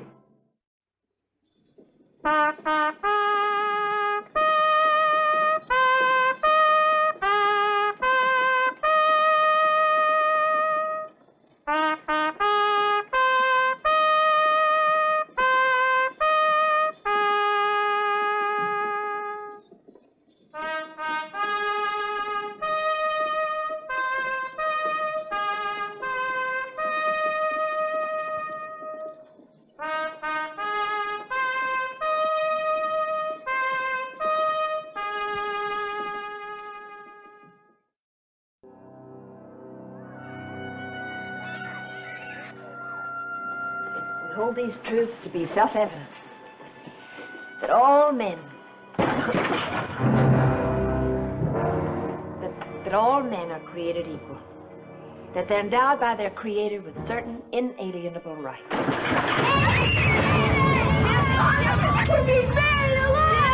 Children, listen to me. There's been no cave-in. Everything's all right. Oh, no, it isn't.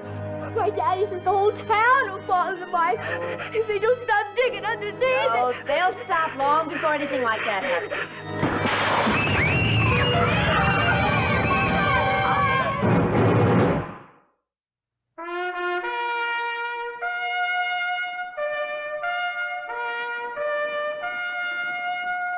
Death Valley Day. Howdy, folks. I'm the Old Ranger. This is the mining camp of Gregory Gulch, Colorado in the year 1859, the time of the great Pike's Peak rush. Now, beneath the town, a rich vein of gold zigzags through ground so soft and unstable that it takes all the skill of experienced hard rock miners to prevent daily cave-ins. A special breed of men, these hard rockers. Danger and even death are part and parcel of their work routine, as we shall see in this story I call The Watch.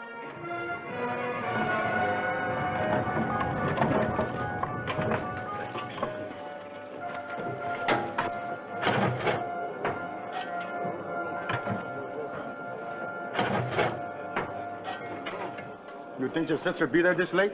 Well, she usually sticks around a while after school. You think she enrolled me? Well, I don't know. There's only one way to find out, Rafe. Ask. All right, you men, snap it up. Snap it up. We haven't got all day. Get out the assay bags, Pogorsky.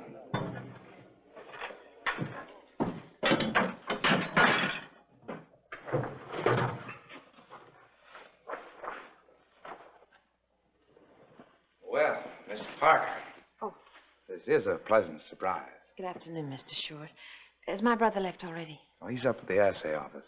Anything I can do? Oh, that blasting this afternoon gave the school quite a shaking up. Oh, well, I'm sorry if it disturbed you. Mr. Short, is there a danger of the town caving into the mine? I mean, there's a rumor around Oh, there's always a rumor around a mining town. Remember, Miss Parker, I'm down that tunnel myself whenever we set off a blast. I wouldn't worry about it. I guess you're right. Good. By the way, Miss Parker, I've been wanting to ask you... Mary!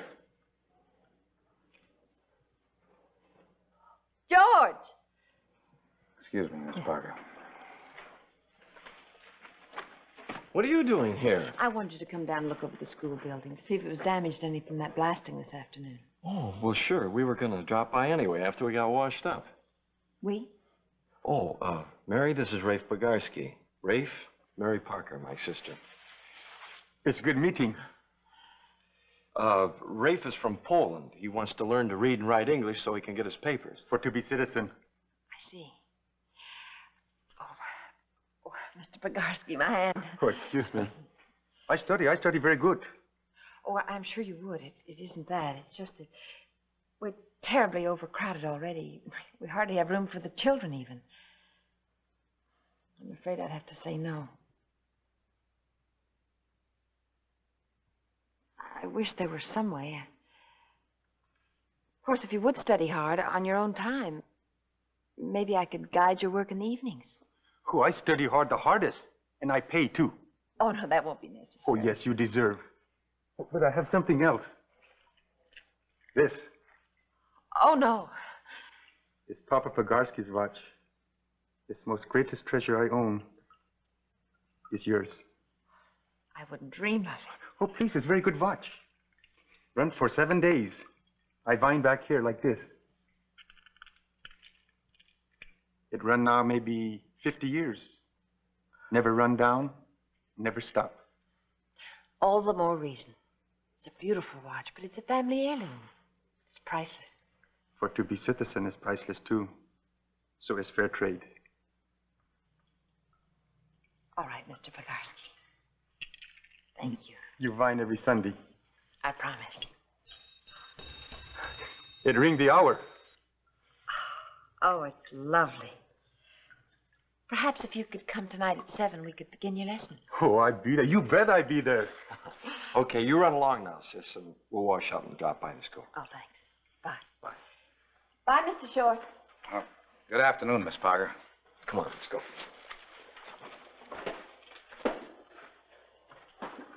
Here's the rest of them reports.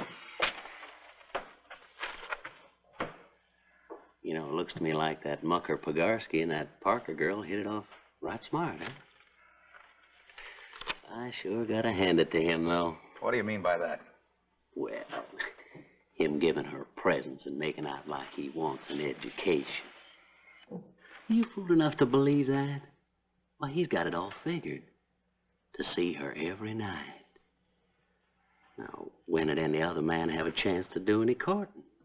Well, toss him out in his ear. Well, what's stopping you? He's the best man in the crew, and everybody knows it. They all figure it was personal. There must be a better way. Could meet up with an accident, huh? Oh, nothing like that.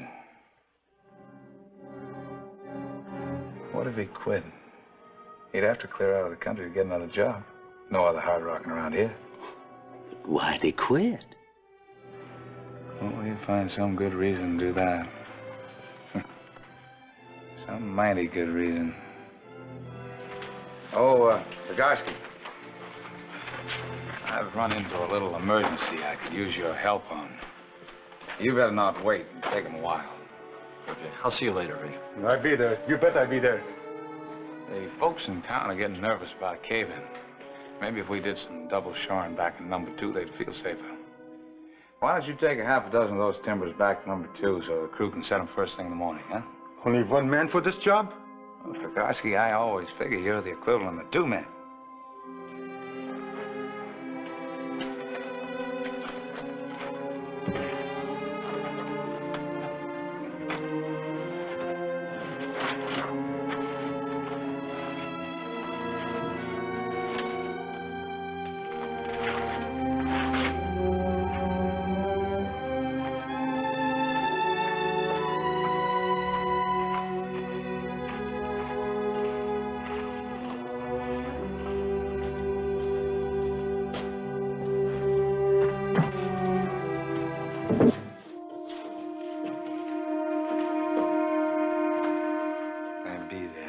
You bet I'd be there.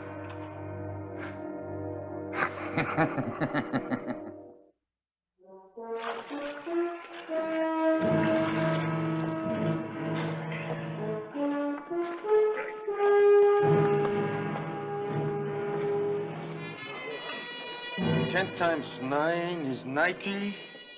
10 times 10 is 100. 10 times 11, 111. It's not true, George. Right. I'll take Mary's word for it. So you are her prize student. It's true. Well, then how come you're so dumb about other things? This joke of some kind? Oh, no, it's no joke. Take my sister, for example. Now, why do you think she didn't accept any invitation to that dance tonight? She don't want to go. Well, of course she does. She's been waiting for you to ask her. Me? Yeah. You think she really go if I ask? Bet.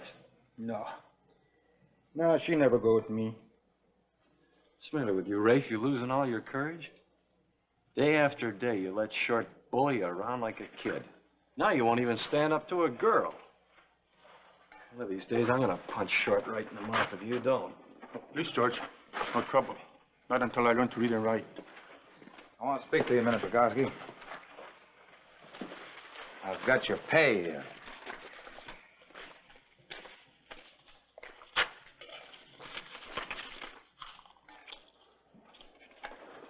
This all I get? It's all you earned. You get paid according to the amount you muck, you know that. But, But what? Your production's falling way off, Bogowski, the lowest man on the crew. That's because you keep doing extra work. I have no time for to muck. Never mind excuses. Man, store fund is... Well, if you don't like it, why don't you quit? No. No, I work harder. See you do that.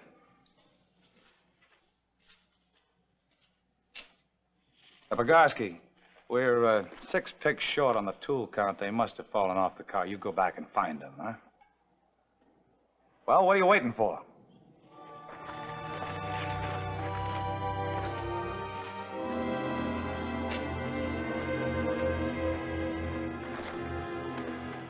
Afternoon, Miss Parker. Oh, afternoon, Mr. Short. Your brother's in the pay line. He'll be with you in a minute. Thank you. About the dance. What's that? Oh, it's just the earth settling a little. Miss Parker, about the dance, I'd sure like...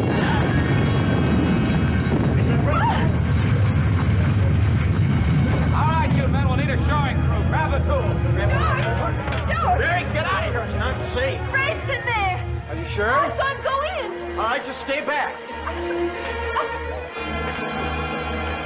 Rafe! Can you hear me, Rafe? Mary, get out of here, will you? It's not safe. We can't leave Rafe in there.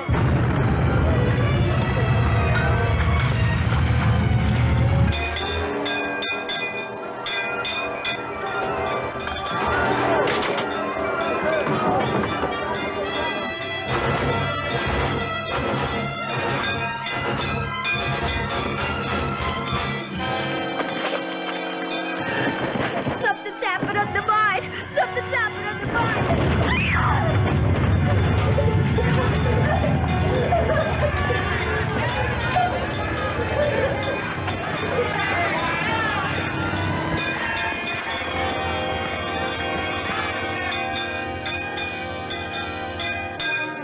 Come on, Mary, come on.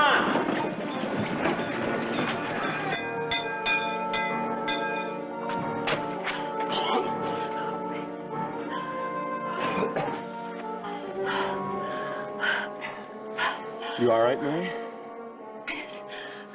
Rafe. No, he must still be in there. I'm not. Look, we'll go after him, Mary. Just as soon as the dust clears, we'll go after him. Now, I want you to listen to me. All of you. We were lucky that just a pocket let go. Lucky. If we go in and reopen that tunnel, the whole town could cave in next. I can understand how you feel about Bogowski, but there's not one chance in 1,000 that he's still alive. And even if he is, it might take us days to reach him. I say if there's one chance in 10,000 he's still alive, we ought to give it a try. Dratman. We'd be risking your lives and the lives of everyone in this town. Well, double shores we go. Let's get moving. Every minute counts. All right. But you remember this. You're digging your own graves. And one big one for this whole town.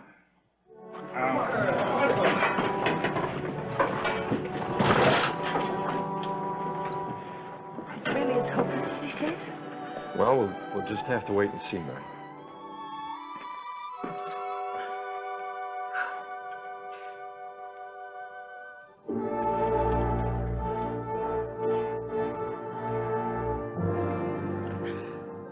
Please, God.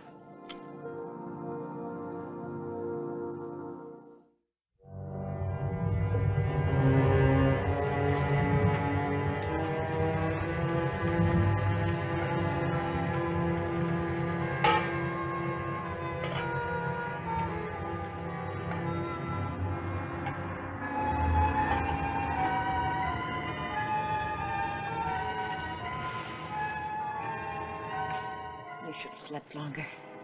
Any news? We've had another slide. Anybody hurt? 5 men, but not seriously. Honestly, Mr. Bricker, is there a chance? There's always a chance if he's getting air. How long can a person live without food or water? Man can go a long time without food. As for water, 10 days at most. It's been 10 days. This is the 10th day. He could have found water. A lot of springs feed into the tunnel. Oh, it's nothing serious, Mrs. Jensen. A boulder caught his foot. He'll be all right. Right here. Is the work going any faster? Well, not much. Too risky. Too risky to go any faster or any further, if you ask me. No, Martha, what if it was me instead of Rafe? But it isn't you, and I don't want it to be. Earth's settling a little. And when the town caves in, I suppose you'll call that earth settling, too. Martha, why don't you go on home and get some rest? Please do, Mrs. Bricker. Rest. Let's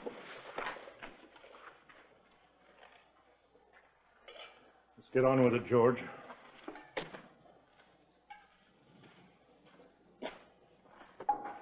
I'll take over now. Oh, good morning, Mrs. Bricker. I hope you got some sleep. Oh, not a wink, but I thought I'd better give you a hand. Will it never stop? No. It won't, Mrs. Bricker, until they seal off that tunnel and quit digging. Not a man in the tunnel or a person in this town will be safe until they stop. But you can't stop now.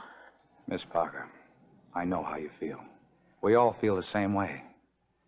But I've got a responsibility here, not only to keep this operation going, but to look out for the welfare of these men. They don't have sense enough to do it for themselves.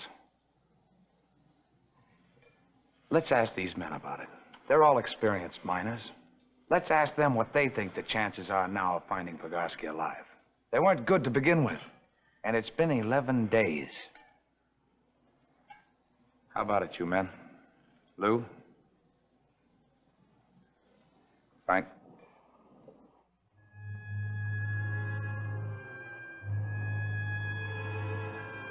Mr. Bricker. Parker?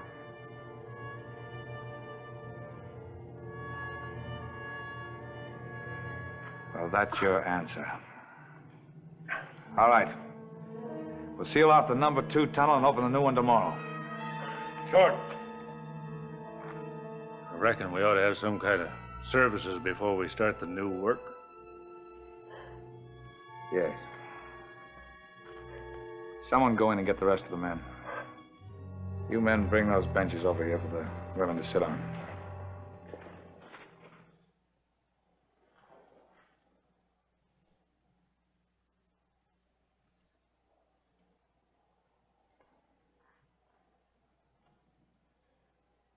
You see, sir, we don't have a regular parson. But my grandfather was one, and others here thought that that might put me in better standing. I don't know much about praying, but I remember a kind of a prayer my grandfather used to say that he said was meant for us miners. Only part of it I remember. I don't remember that real good. It was something like, even if I do have to walk through the valley of the shadow of death, I'm not afraid. That ain't like it. Us hard rock miners. I guess you know we know.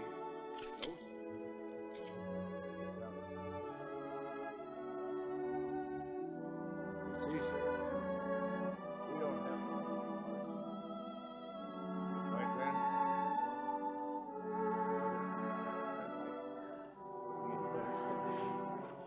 It is 11 days since the accident, isn't it? I don't know much about trains. If a watch can keep running, a 7-day watch, why couldn't a man? Oh, George, he's alive. I know he is. I know he is. Oh, listen to me, all of you. It's asking so much, but I know he's alive. I know he is. If you could just for a few more hours. I thought this was understood, Miss Parker. Yes, it was, but this feeling's so strong.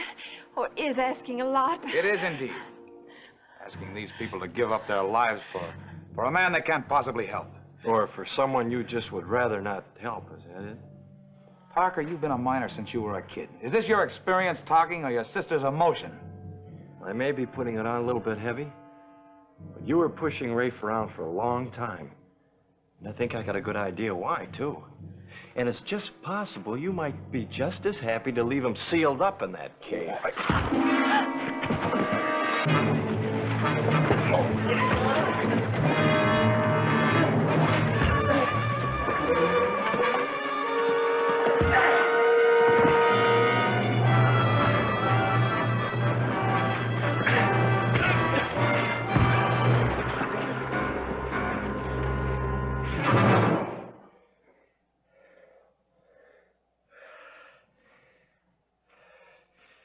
All right, man. What do you say we give it another try, huh? Just a minute, Mr. Parker. Martha! I'm with you, Parker. Good. Me too, Mr. Parker. Anything you want, you just sing out. You know, I always thought you was the man to run this outfit. I always thought that. You better go see if you can help Short. I think he might want to leave town. Yes, sir. Oh, and York, if he leaves, don't you think it'd be a nice idea if you went with him? Yes, sir. Okay, man, let's go, huh? Here we go.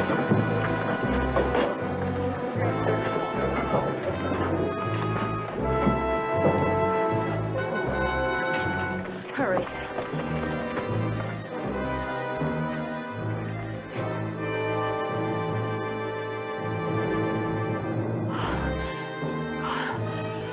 Oh, hurry. Please hurry. Please.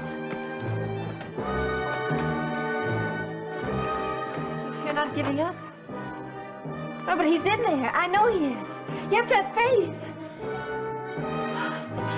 Don't you understand? Time is running out. Mary, there might be a chance.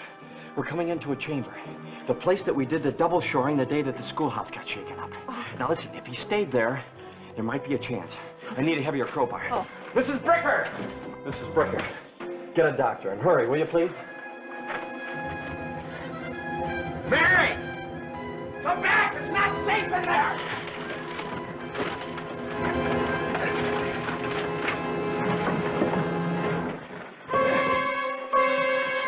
You see anything, Mr. Bricker? You shouldn't be in here, Miss Parker. Where's George?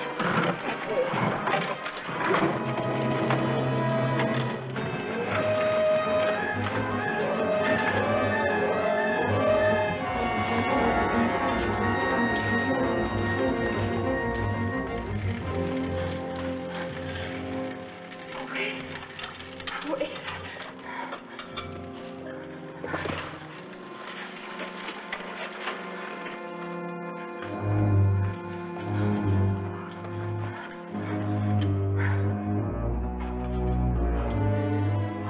Mary, you all right? Oh, yes, But I found him. Oh, hurry, please hurry.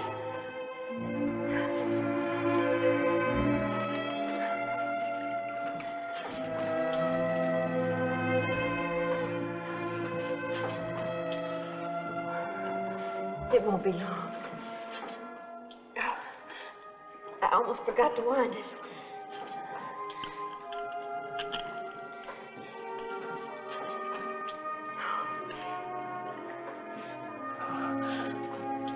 Oh, I know you're going to be all right now. I just know you will.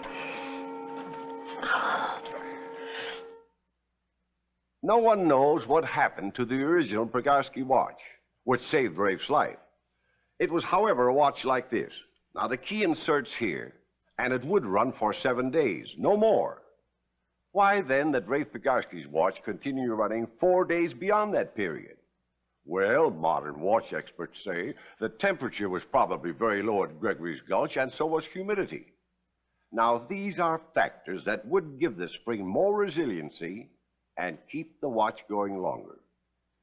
It's lucky for Rafe Prigorski that Mary Parker, the young schoolteacher he later married, didn't know so much about watch springs.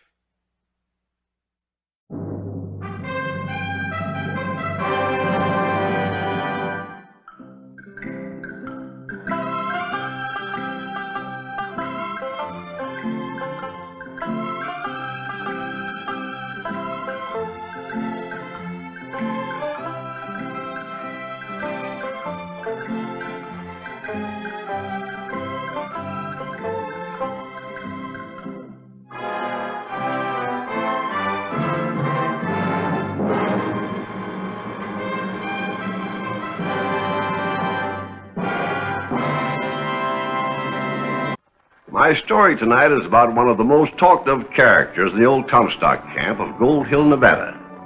Back in 1869, they called her the Diamond Babe.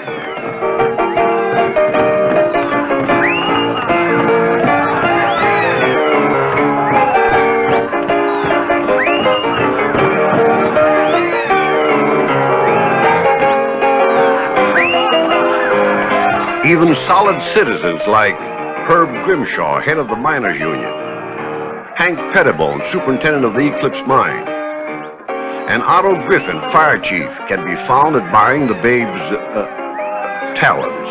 Not to mention the newcomer, Keith McIntyre.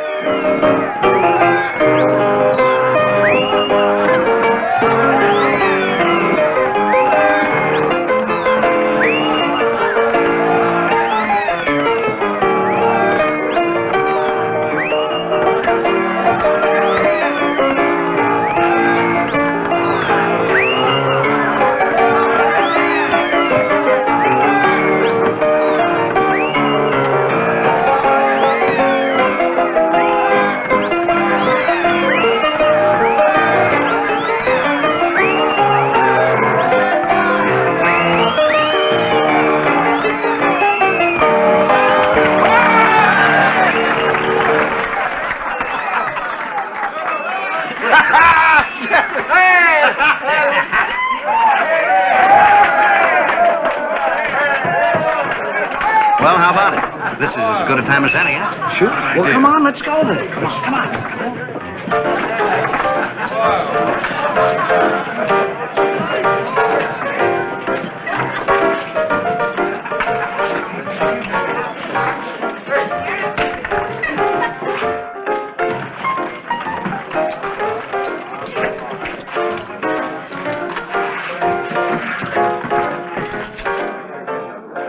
This yours, stranger? What is it? A British sovereign, a pound. Hey, boys, we got the Bank of England with us.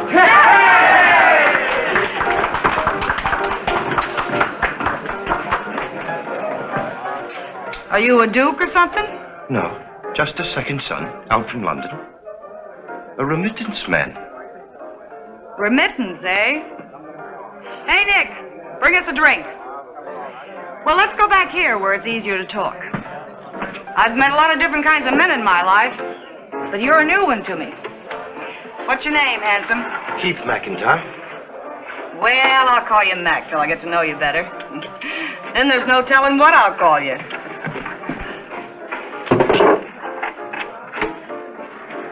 Start remitting, Mac.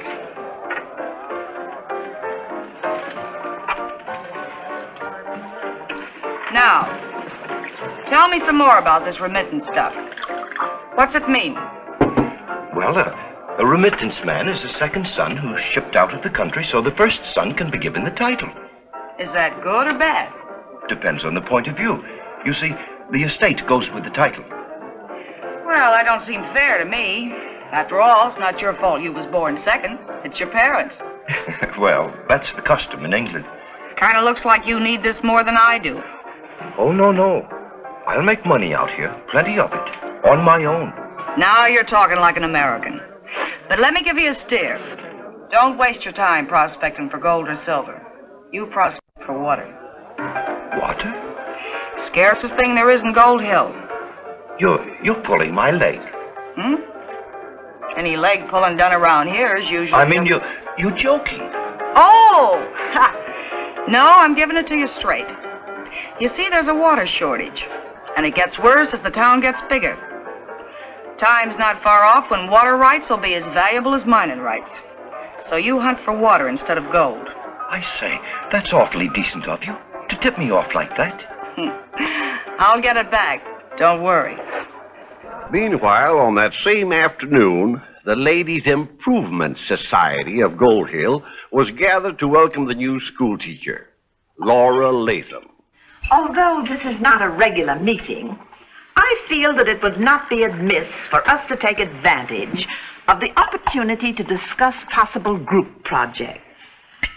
You don't mind, Miss Latham? Oh, no, indeed, Mrs. Grimshaw. I mean, Madam President.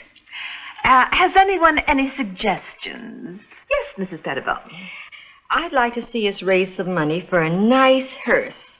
A hearse? Yes, to take the place of that bare freight wagon we use for funerals. It would raise the tone of Gold Hill, I grant you, Mrs. Pettibone.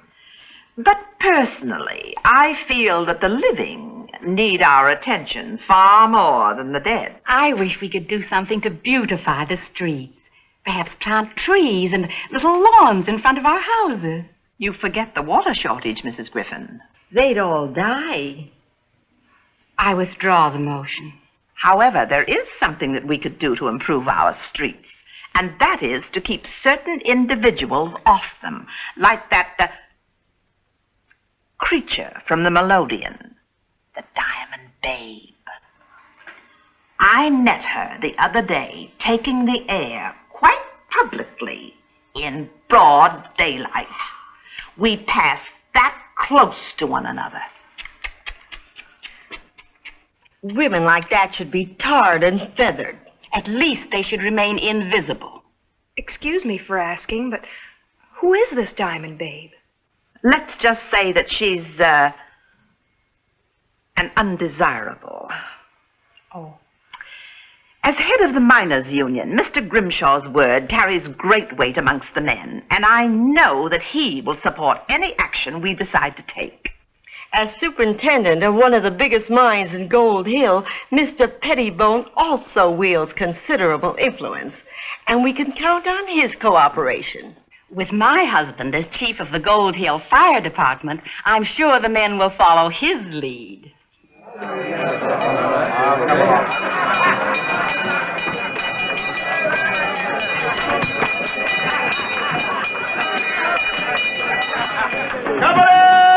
Halt! Where's the fire? Right there, the hottest thing in town. Yeah, try and put me out. Oh, no, we're taking you in, babe. Diamond Babe, at a meeting of the Gold Hill Fire Company, it was unanimously voted that we elect you honorary fire chief.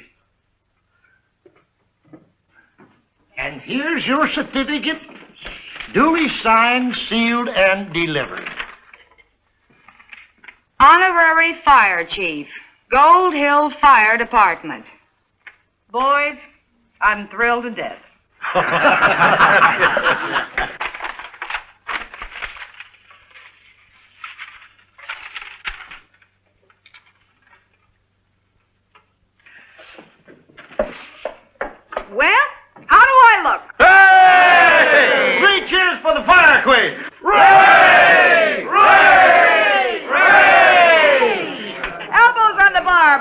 the drinks are on me. What's the matter, Herb? Quit drinking? No, but I gotta get home. My wife's having company for supper, and she warned me not to be late. And whether he likes it or not, I've got orders to bring Keith with me. I'll see you again. Sure, anytime. The door's always open.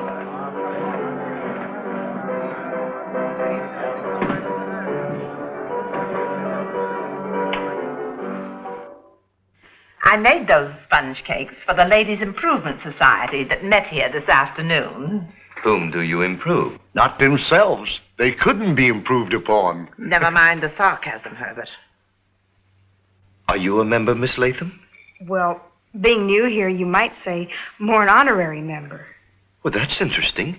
You're the second honorary member I've met today. The gentleman of the fire department was.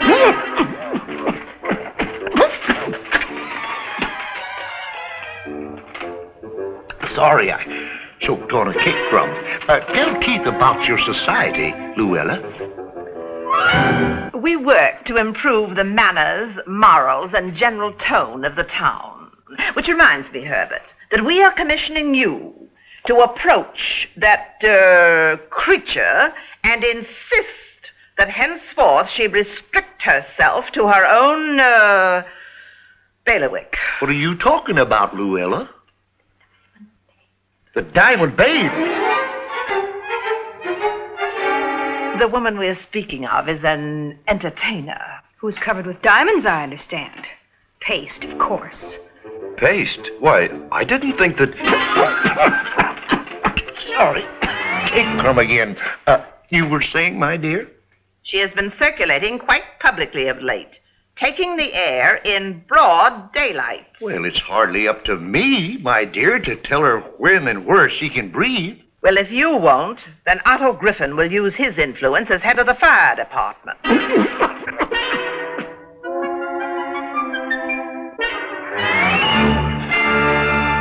the crummiest cake I ever ate.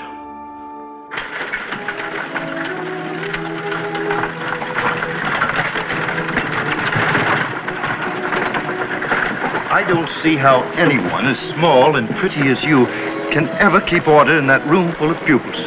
I make up with a paddle for what I lack in size. Good afternoon. Hello. That must have been the Diamond Babe. Quite. You spoke to her. Right. Mr. McIntyre. She calls me Mac. But I'd rather you called me Keith. You know her? We've met. What is she like? No, don't tell me. I'd rather not know. All those diamonds, it's indecent. You still think they're paste? I'll take my books now, if you'll be so kind. I expect you know everything that's in these. After all, I am a teacher. But you still have a lot to learn.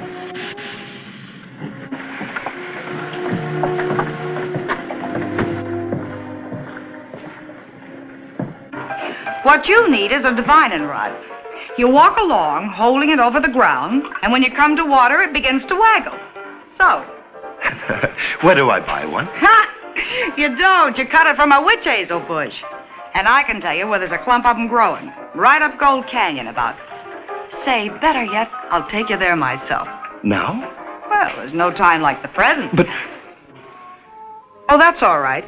You don't have to be seen with me. We can leave town separate. It's you I'm thinking of. Me? I'd hate to have you run into any unpleasantness. What's the Ladies' Improvement Society up to now? I suppose they'd like me to wear a veil over my face when I appear in public? No. Or perhaps not appear at all? It's ridiculous, of course. Well, thanks for telling me. So they're daring me, eh? Well, just for that, I'll double dare them. Obviously, my husband spoke to her, Mrs. Pettibone, for she hasn't set foot on the street since. How do you know? I've been patrolling. Well, I think we owe both Mr. and Mrs. Grimshaw a vote of thanks. Will you tell your husband for us? I will indeed, when he comes in. He's at a meeting at the moment, at the firehouse. They all are. Mr. McIntyre has joined the engine company, too. How nice. Well, now that we've accomplished that much, good ladies, I think that...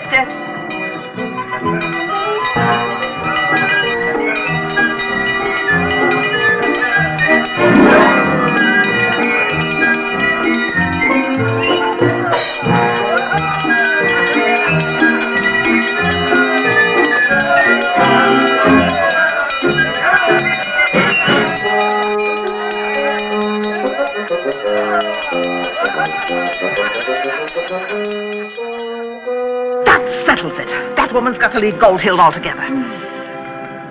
Gold Hill was full of husbands in the doghouse that night. And what Mrs. Grimshaw said to Herb was practically the same thing that Sybil said to Hank. And Amelia said to Otto. But with Laura and Keith, it was Keith who did most of the talking, trying to square himself. The divining rod began to behave strangely, and bless my soul, there only a few feet underground was water. I filed straight away, of course, and you're not listening. Oh, yes, I am. You filed. And tomorrow I shall go to the Gold Hill Water Company and arrange either to sell or lease. And half of what I get's going to be yours for instructing me. Well, I say, you're acting rather queerly. Are you put out with me? No, of course not. I was just thinking about Nick, my bartender. What did he do? He died today. Died? Went just like that a couple of hours ago. What was it? I haven't any idea. He complained of a bad headache and pains in his chest. The next thing we knew, he'd folded. Oh, I say, that's too bad. Keith, do you know anything about medicine? Medicine? Why, no. Why? Tom Gunn died a little while ago, and I... Tom Gunn? First, we thought it was ptomaine poisoning, but ptomaine don't work that fast. Did he have pains? Yeah. Head and chest. Had trouble breathing. It was all over before we could do anything for him. Nick died the same way today. Nick! Johnny, have you seen Herb Grimshaw around? He's right over there.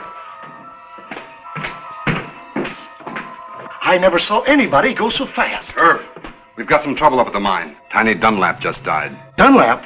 From what? I don't know. He complained of feeling choked, sort of like he was smothering. And 4 of the other boys have got the same thing. First Nick, then Tom Gunn, now Tiny Dunlap. It must be something contagious. Yeah, but what? And what do we do for it? Well, it sounds like the same thing that hit Cripple Creek when I was bartending there. How'd you treat him? Well, the best thing we found was to put him to bed and feed him plenty of soup. Hank, bring those sick men here. Get bunks to put them on. You bet, babe. Herb, you check the other mines. Bring in any sick man who hasn't got somebody to look after him. You girls, make the rounds to all the families. If you find anybody laid up, pour them full of soup. Anything I can do? Yes. Tell your teacher friend to close the school and send the kids home. Right.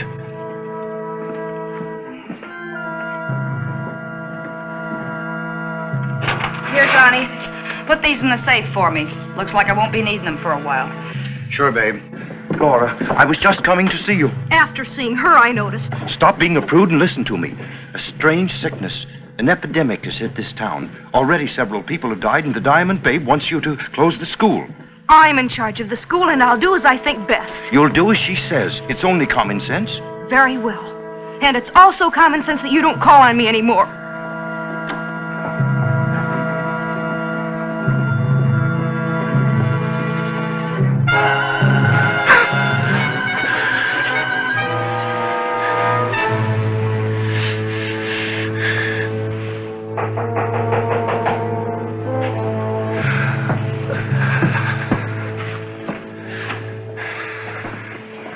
If it isn't the sweet little school teacher. I heard Mr. McIntyre was sick. That's right.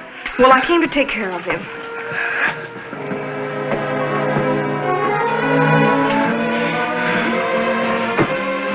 Aren't you afraid of catching the sickness yourself? Not any more than you are. Oh, what do you know? Maybe I was wrong about you. What do I do? For him, nothing. I'm having him moved over to the saloon with the rest of the men. But if you really want to help, you can turn your schoolroom into a hospital for the sick women. It's easier to take care of them all in one place.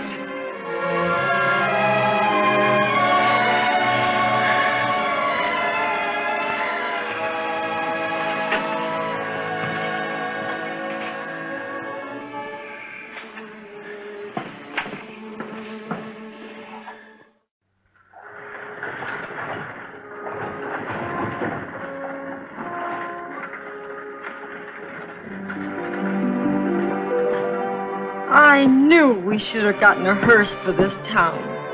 Well, where are you ladies going?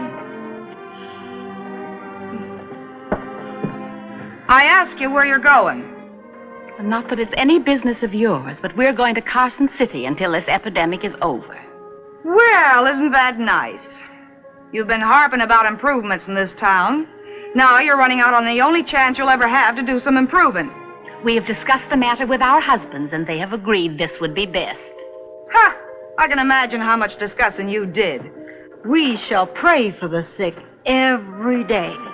If you had any gumption, you'd do your praying here and nurse them at the same time. 3 of my girls are sick, and I can use some help. But we could get the sickness ourselves. And you could save the lives of some who already have it. People you used to call your friends. But if it doesn't make any difference to you, go ahead, get on that stage. Run away. Driver, unload those bags. Mrs. Pettibone and I have changed our minds about leaving. Yes, these poor unfortunate people here need us. In the weeks that followed, while the epidemic raged, the Diamond Babe drove herself night and day taking care of the sick, until she was almost sick herself with exhaustion. But she kept at it. And she kept her assistants busy, too. They didn't work as hard as the Babe, but they sure worked harder than they ever worked before. And for the time being, at least, there was an unspoken truce between the good ladies of the Improvement Society and the object of their disapproval. Yes, sir, night and day the Diamond Babe drove herself. Not only in the saloon, but everywhere else that she could help those who needed it. Well, the epidemic, whatever it was, finally run its course. And once more it was business as usual in Gold Hill.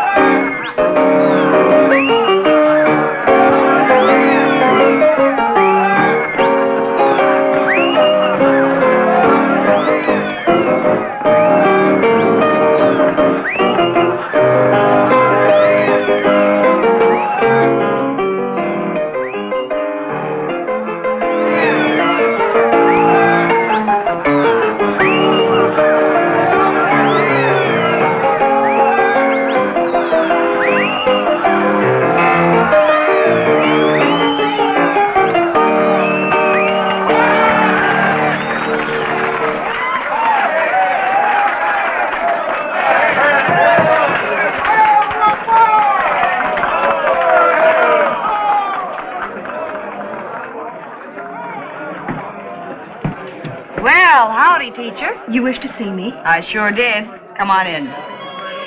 You did so well taking care of the sick people that I wondered if you'd help me out. You see, there's a fella that I can't cure.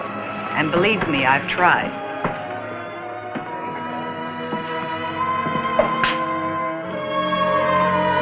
Mr. McIntyre. Miss Latham. Keith. Laura.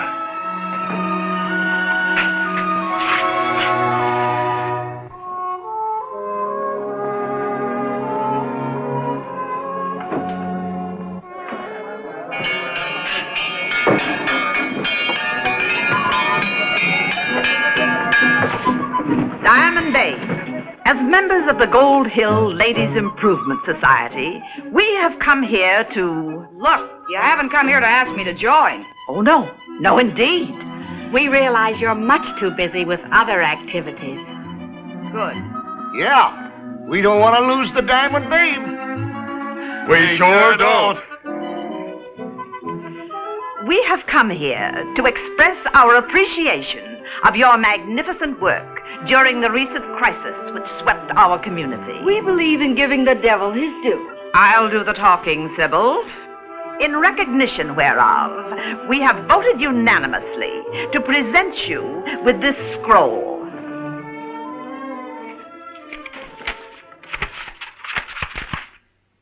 Presented to the Diamond Babe, the Florence Nightingale of Gold Hill, for devotion and service to her community.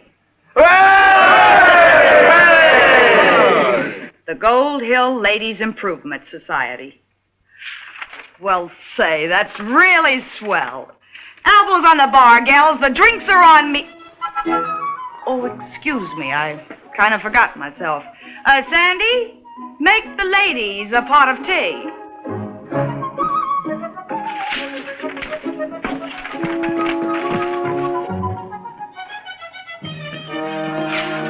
Well, they sure look swell. Ladies, I can't tell you what this means to me.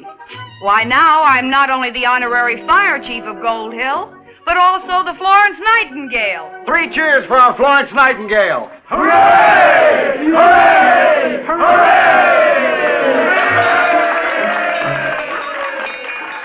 Who's Florence Nightingale? All of which goes to show that you can never tell where you'll find a hero or a heroine.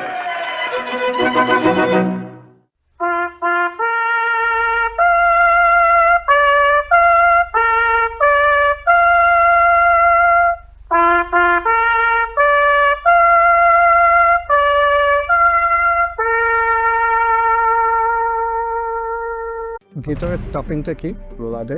বাসা fish আমি কিমা করে নিয়েছি, এটার সঙ্গে carats and capsicum আমি mixed করে mix করে দিয়েছি কালারের জন্য, অ্যান্ড স্পিনাচকে ব্লাঞ্চ করে ওপরে দিয়ে দিয়েছি।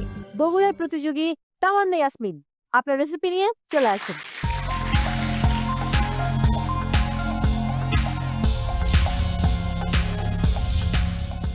Thai steam chicken and fish with ginger scallion relish, served with garlic egg fried rice.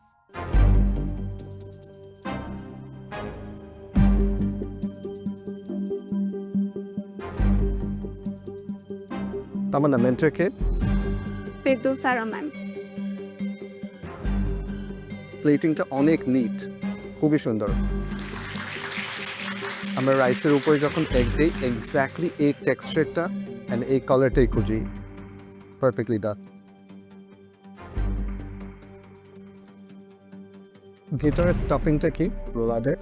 বাসা ফিশ আমি কিমা করে নিয়েছি, এটার সঙ্গে ক্যারেটস অ্যান্ড ক্যাপসিকাম আমি মিক্সড করে মিক্স করে দিয়েছি কালারের জন্য, অ্যান্ড স্পিনাচকে ব্লাঞ্চ করে ওপরে দিয়ে দিয়েছি। আমার কাছে খুব ভালো লেগেছে, রোলারটা ভালো ছিল, দেখতেও ভালো হয়েছে, রাইসটাও ভালো লেগেছে, আর প্লেটিং তো সে বলেই দিল, আমি এদের ব্যাপারে কিচ্ছু বলছি না। Mentor thank you. এক কথায় ওয়াও, আমার কাছে অনেক ভালো লেগেছে। কস্টিংটা আরো ডিটেইলসে লিখতে হবে। অ্যাকচুয়ালি শেফ আমি তো মানে ক্যারেটস আর ক্যাপসিকামগুলো খুবই অল্প পরিমাণে ইউজ করেছি, মিক্সড করে এতটুকু ইউজ করেছি। আপনি 5 টাকা ধরেন। এই জন্য ওই ভেজিটেবল একসাথে লিখেছি এই জন্য। রাইট, বাট আমাকে ডিটেইলসটা দিতে হবে, ঠিক আছে? Thank you. থ্যাংক ইউ তামান্না।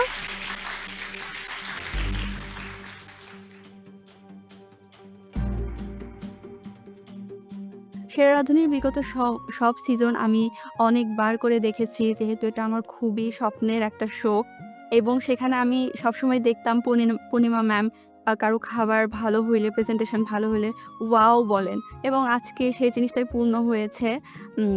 উনি আমার প্রেজেন্টেশন দেখে এবং খাবারের টেস্ট নিয়ে ওয়াও বলেছেন। ব্ল্যাক স্কার্ফ তো সবারই স্বপ্ন, ডেফিনেটলি এটা আমারও অনেক বড় একটা স্বপ্ন। Hope for the best. দর্শক, ফুড টেস্টিং শেষ, এবারে রেজাল্টের পালা। তবে তার আগে আমি একটা ছোট্ট ব্রেক নিয়ে ফিরে আসছি। দর্শক, সময় হয়েছে বিরতি নেবার। আপনারা দেখছিলেন সেরা রাঁধুনি রান্নায় শ্রেষ্ঠত্বের লড়াই সিজন 8। নিচে ছোট্ট একটা বিরতি, ফিরছি এক্ষুনি, সাথেই থাকুন।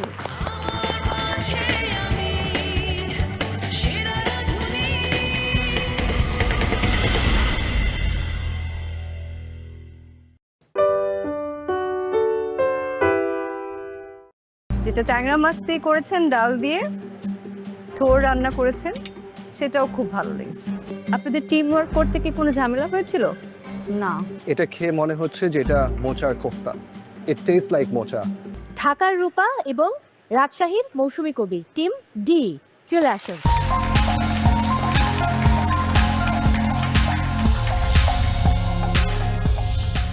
আমরা আজকে করেছি মোচার কোপ্তা কারি, বিনি চালের ভাত আর ট্যাংরা মাছ দিয়ে থোড়ের হচ্ছে ঝোল, সঙ্গে ডাল আছে, কাতকি মাছ দিয়েছি প্রোটিনটা একটু বাড়ানোর জন্য, মানে অ্যাড করেছি আর কি।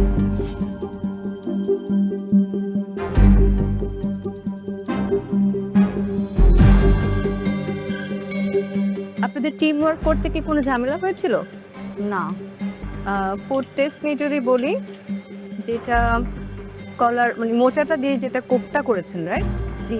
এটাতে আবার কাচকি মাছ দিয়েছেন, খুব সামান্য পরিমাণ দেওয়া আছে, মানে এটার যে কি ফ্লেভার, মানে এটা মালাইকারি মনে হচ্ছে না কি মনে হচ্ছে? কারেন মালাই, মানে আমি বলছি যে আমার কাছে কি আমি মালাই কোপ্তা খাচ্ছি না কি খাচ্ছি, কোনো কাচকি মাছের আছে না একটা ফিশি স্মেল থাকে, খুব সামান্য একটু থোড়ের যে ফ্লেভারটা যেন নষ্ট না চেয়েছি যে ওইটার বলছে, আবার আমি আবারও মোচা বলি, তো মোচার ফ্লেভারটা যেন ওইটা নষ্ট না হয়, এই জন্য খুব সামান্য একটু দিয়েছি। ফ্লেভারফুল, খুবই মজা, আউটস্ট্যান্ডিং। আর চালটা তো ভালো লেগেছে, যেটা ট্যাংরা মাছ দিয়ে করেছেন, ডাল দিয়ে থোড় রান্না করেছেন, সেটাও খুব ভালো লেগেছে। Thank you. হ্যাঁ, ট্যাংরা মাছটা চুজ করাতে আমার খুব ভালো লেগেছে, কাটাটাও ভালো হয়েছে। বগুলি কাটার কিন্তু একটা স্টাইল আছে। জি ম্যাম, এটা গোল করে কেটে যদি থাকে তাহলে মানে এটা গলায় লাগে, তো ঝোল করে রান্না করা হয়েছে, ওয়াইজ ডিসিশন ছিল। আর তার সাথে ফিশটাও খুব ভালো গেছে, বাকি দুটো রাইস তো খুবই ভালো লেগেছে, আর আরেকটা আইটেম যেটা ছিল সেটাও ভালো লেগেছে। ভালো। আমার সবচেয়ে বেশি যেটা ভালো লেগেছে আপনাদের দুটো ডিশে ইজ আপনারা you stayed true to the ingredients. এটা খেয়ে মনে হচ্ছে যে এটা মোচার কোফতা, ইট টেস্ট লাইক মোচা। হালকা একটু বিটারনেস আছে, মোচা ইন জেনারেল বিটার হয়, সো ওটা বিটারনেস আছে, but it makes it up with the curry. Thank you. I really like the taste of it. Same goes for this. এটা ক্রাঞ্চিনেসটা with the fish with the dal I think perfectly blend করছে। দুটো food অনেক মজা। Thank you sir. কস্টিংটা আরও ডিটেলসে করলে better হতো, বাট ওভারঅল এখান থেকে যতটুকু দেখা যাচ্ছে cost price versus selling price is okay. Thank you, very good. Thank you, খুব ভালো ছিল।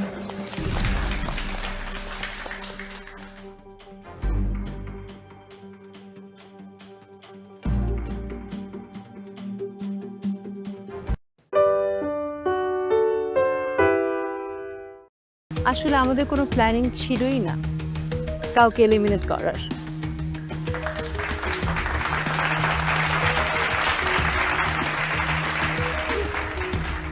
কিন্তু আপনাকে টপ 9-এ আসতে হবে, অ্যান্ড আপনি যখন টপ 9-এ আসবেন তখন আপনার জন্য র্যাঙ্কিং ওয়াইজ অনেক অ্যাডভান্টেজেস থাকবে। কুমু চলে আসুন।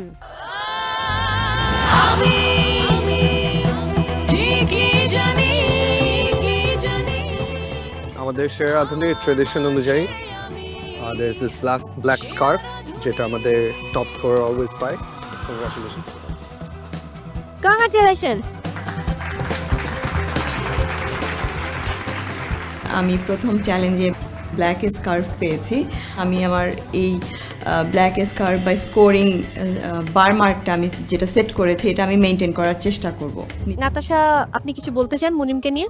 আমি আসলে অনেক বেশি এক্সপেকটেশন ছিল আমার, বাট ওনার নার্ভাসনেস ছিল অনেক বেশি। তারপর ভেবেছিলাম যে কিছু একটা বেটার হবে, বাট আনফরচুনেটলি সে আসলে ওভাবে করতে পারে। ওকে, মুনিম কিছু বলতে চান? আমার নিজের কাছ থেকে এক্সপেকটেশন এর চেয়ে ভালো ছিল, আনফরচুনেটলি আমি আমার মতো করে আউটকামটা দিতে পারিনি। ওকে, এখন স্কোরটা আমরা দেখে নিই। Let's have a look. 15.2 out of 30।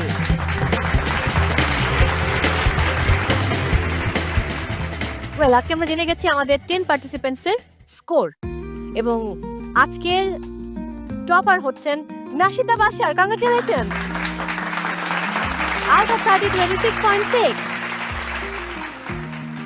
আমাদের প্রথম চ্যালেঞ্জ উৎসবের স্বাদ, এবং দুদিন কিন্তু শেষ হয়েছে, তো 2 পর্ব মিলিয়ে আমাদের হাইয়েস্ট স্কোরার হচ্ছে কুমু।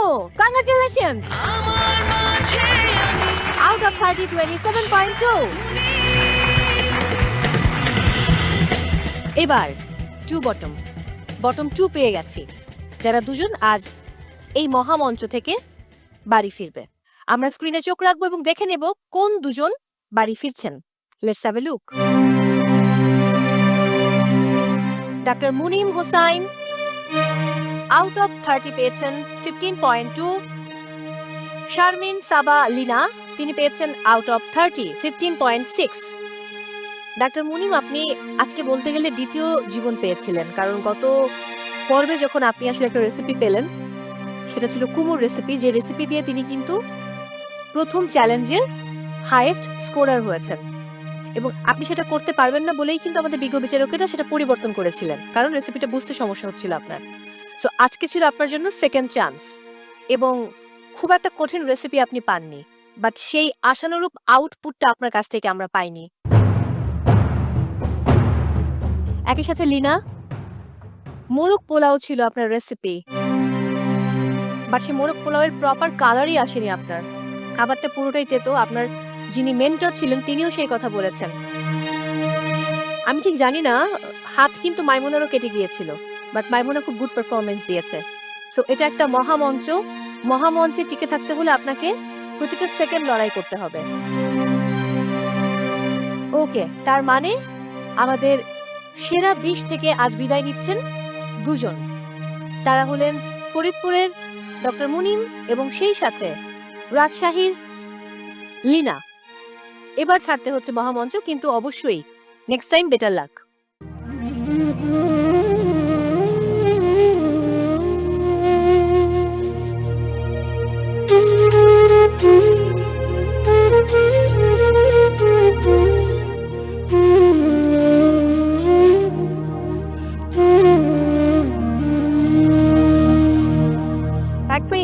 এক মিনিট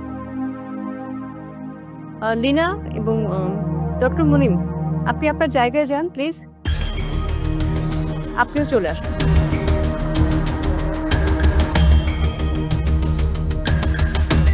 আমার কিছু কথা ছিল। সবাইকেই এরকম বাজে পারফরমেন্সের জন্যই কিন্তু স্কোর কম পাবে এবং এই মঞ্চ ছেড়ে চলে যেতে হবে।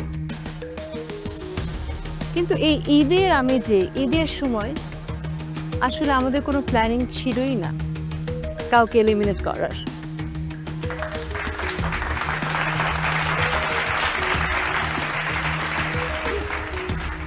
কিন্তু পরবর্তীতে সেটা আর হবে না।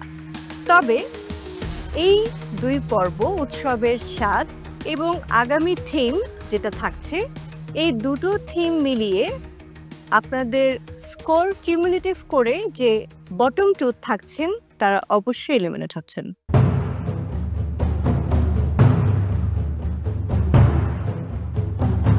আসলে অনেক কিছুই তো হলো, অনেক নাটকীয়তা। ভাগ্য নির্ধারণ করার আরেকটা সুযোগ কিন্তু এখানে সবাই পেয়ে গেলে তোমরা, যারা লোয়েস্ট স্কোরার আমি বলবো। নেক্সটে কিন্তু এটা আর থাকছে না। নেক্সট এপিসোডে, সিরিজ অফ এপিসোডে 20 থেকে 18 হয়ে যাবে, and then you will be divided into 18. Top 9 হওয়াটা is very important for you guys, for everyone. আপনাদের ফাইট এটা হতে পারে না যে আমি জাস্ট সার্ভাইভ করব। আপনাকে টপ 9-এ আসতে হবে, and আপনি যখন টপ 9-এ আসবেন তখন আপনার জন্য র্যাঙ্কিং ওয়াইজ অনেক অ্যাডভান্টেজেস থাকবে। কুমু, চলে আসুন।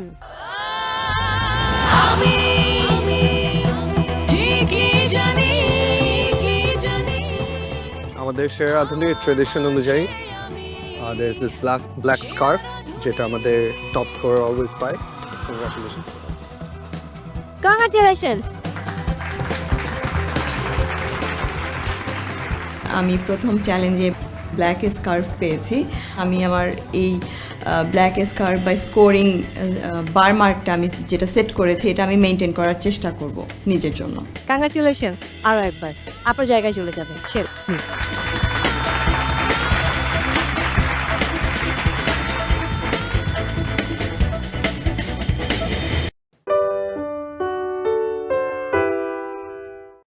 কেমন লাগলো? খুবই ভালো লাগলো। তুমি যখন কাউন্ট করছিলে আমার হার্টবিট ফাস্ট হয়ে গিয়েছিল। 10, 9, 8, 7, 6 পার্টিসিপেন্টস, আর মাত্র 10 মিনিট বাকি আছে। এই 10 মিনিটের মধ্যে কুকিং ডান করতে হবে, প্লেটিং করতে হবে, costing and kitchen cleaning. So হাতে সময় একেবারেই নেই। আমি বলবো আরেকটু ফাস্ট করতে হবে সবকিছু, ওকে?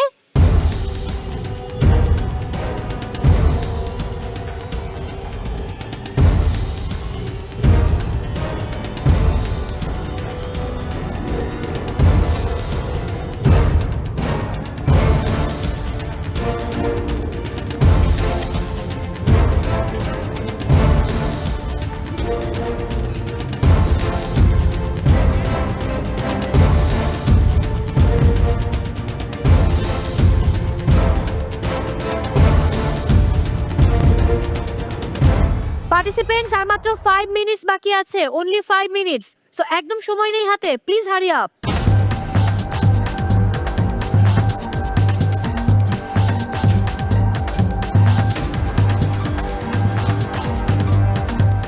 ফাস্ট ফাস্ট দয়া কস্টিংটা চেক করেন।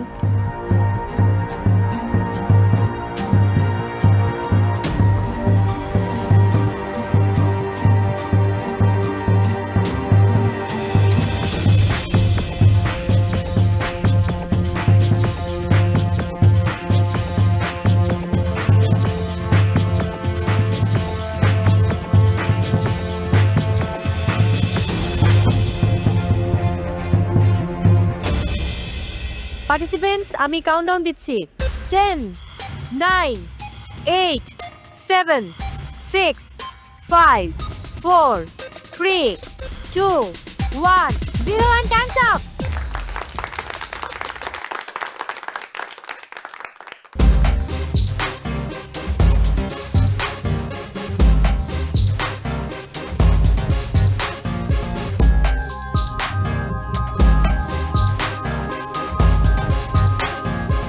Well done participants.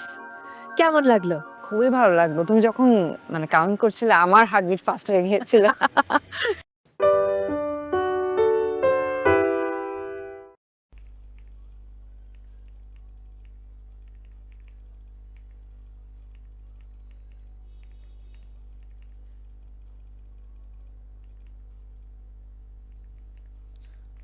I miss you, baby.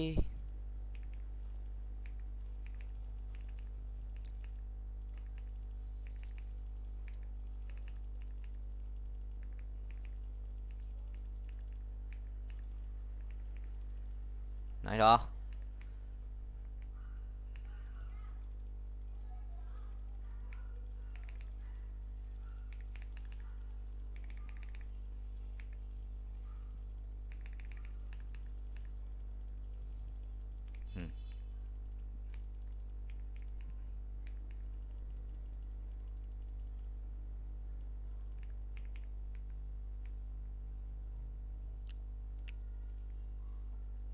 Cái farm rồi.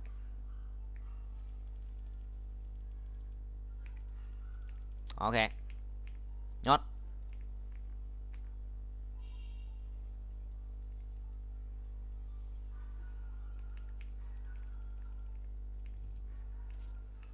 Em thường hay vẫn nằm mơ về một ngôi nhà, về một nơi chỉ có đôi ta.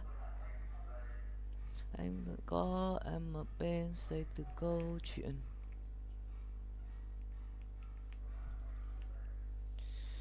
Cả muôn vì sao đến đây, yes sir.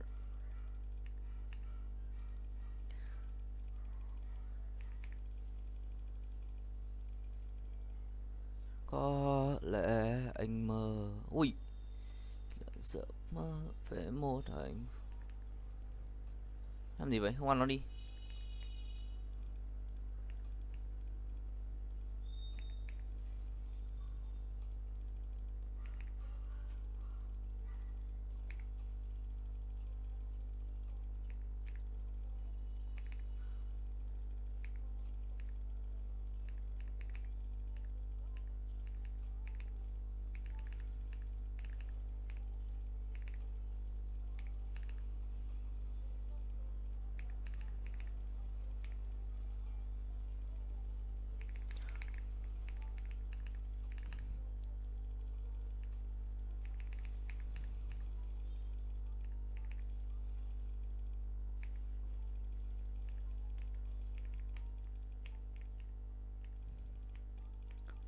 Ok, nói so.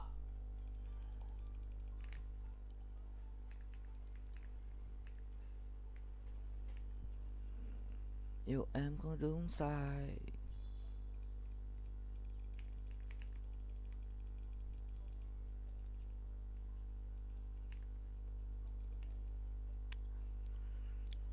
Ui rồi nè. Wow.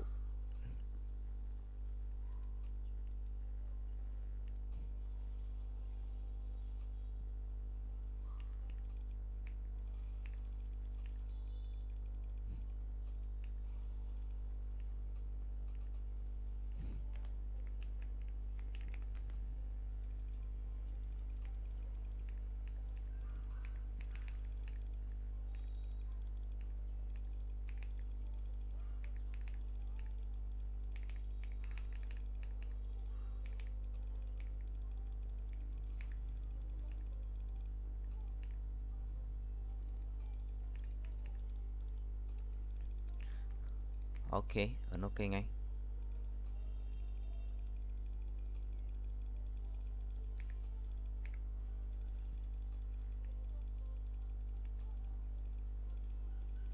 Baby, every night alone.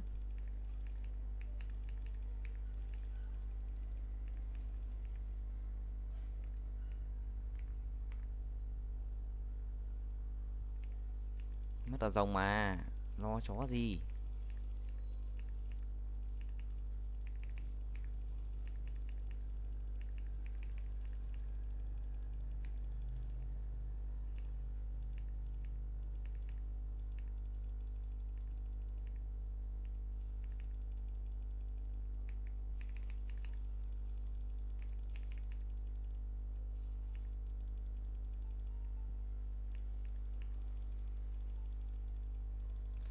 Phàm thôi.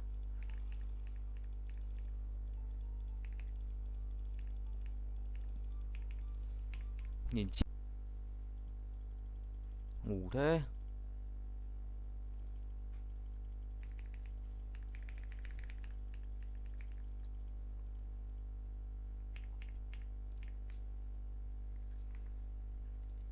Đi xuống lúc. Đúng rồi bạn.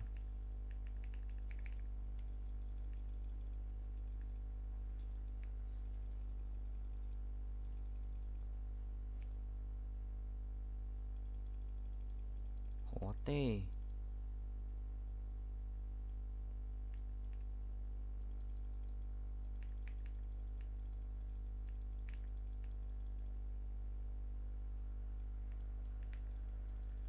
Ui. Xin người ấy.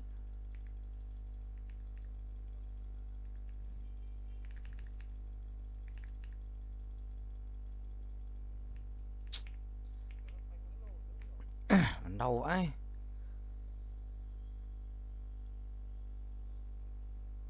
Ở đây mình thì yếu điên.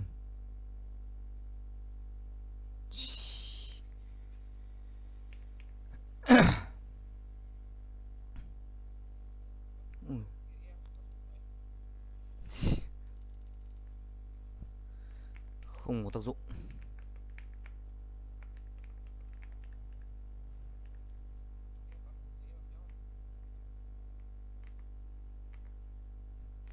Emis Queen mid. Nó là gì? Múc vào đây. Hai vào đây. Hai vào đây. Mất tích luôn.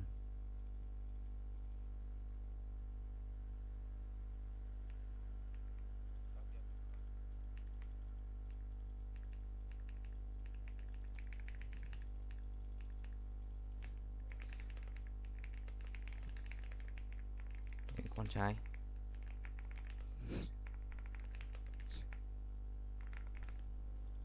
Nó điều hiển nhiên vậy, cứ ra chơi chung với nhau chẳng nghe chửi. Ngu si điên.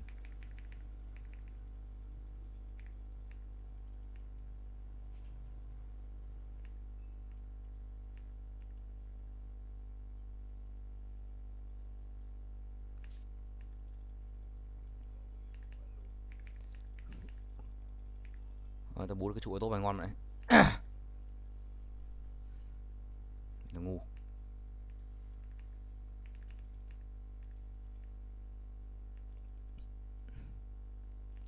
này, thằng Lia không vào đấy farm à? Buồn đấy.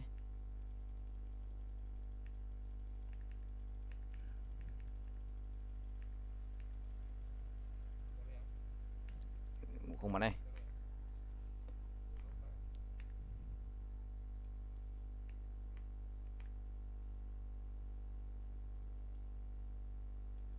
Ồ, cái gì đấy? Flash luôn.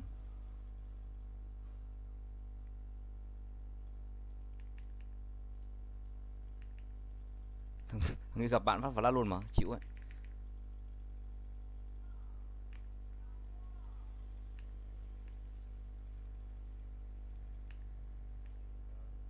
Đau chưa?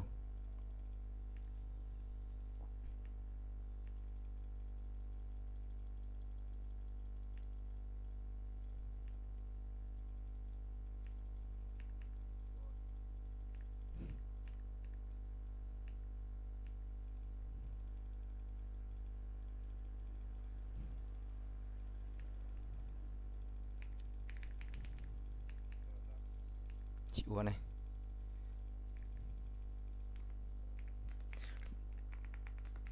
Tại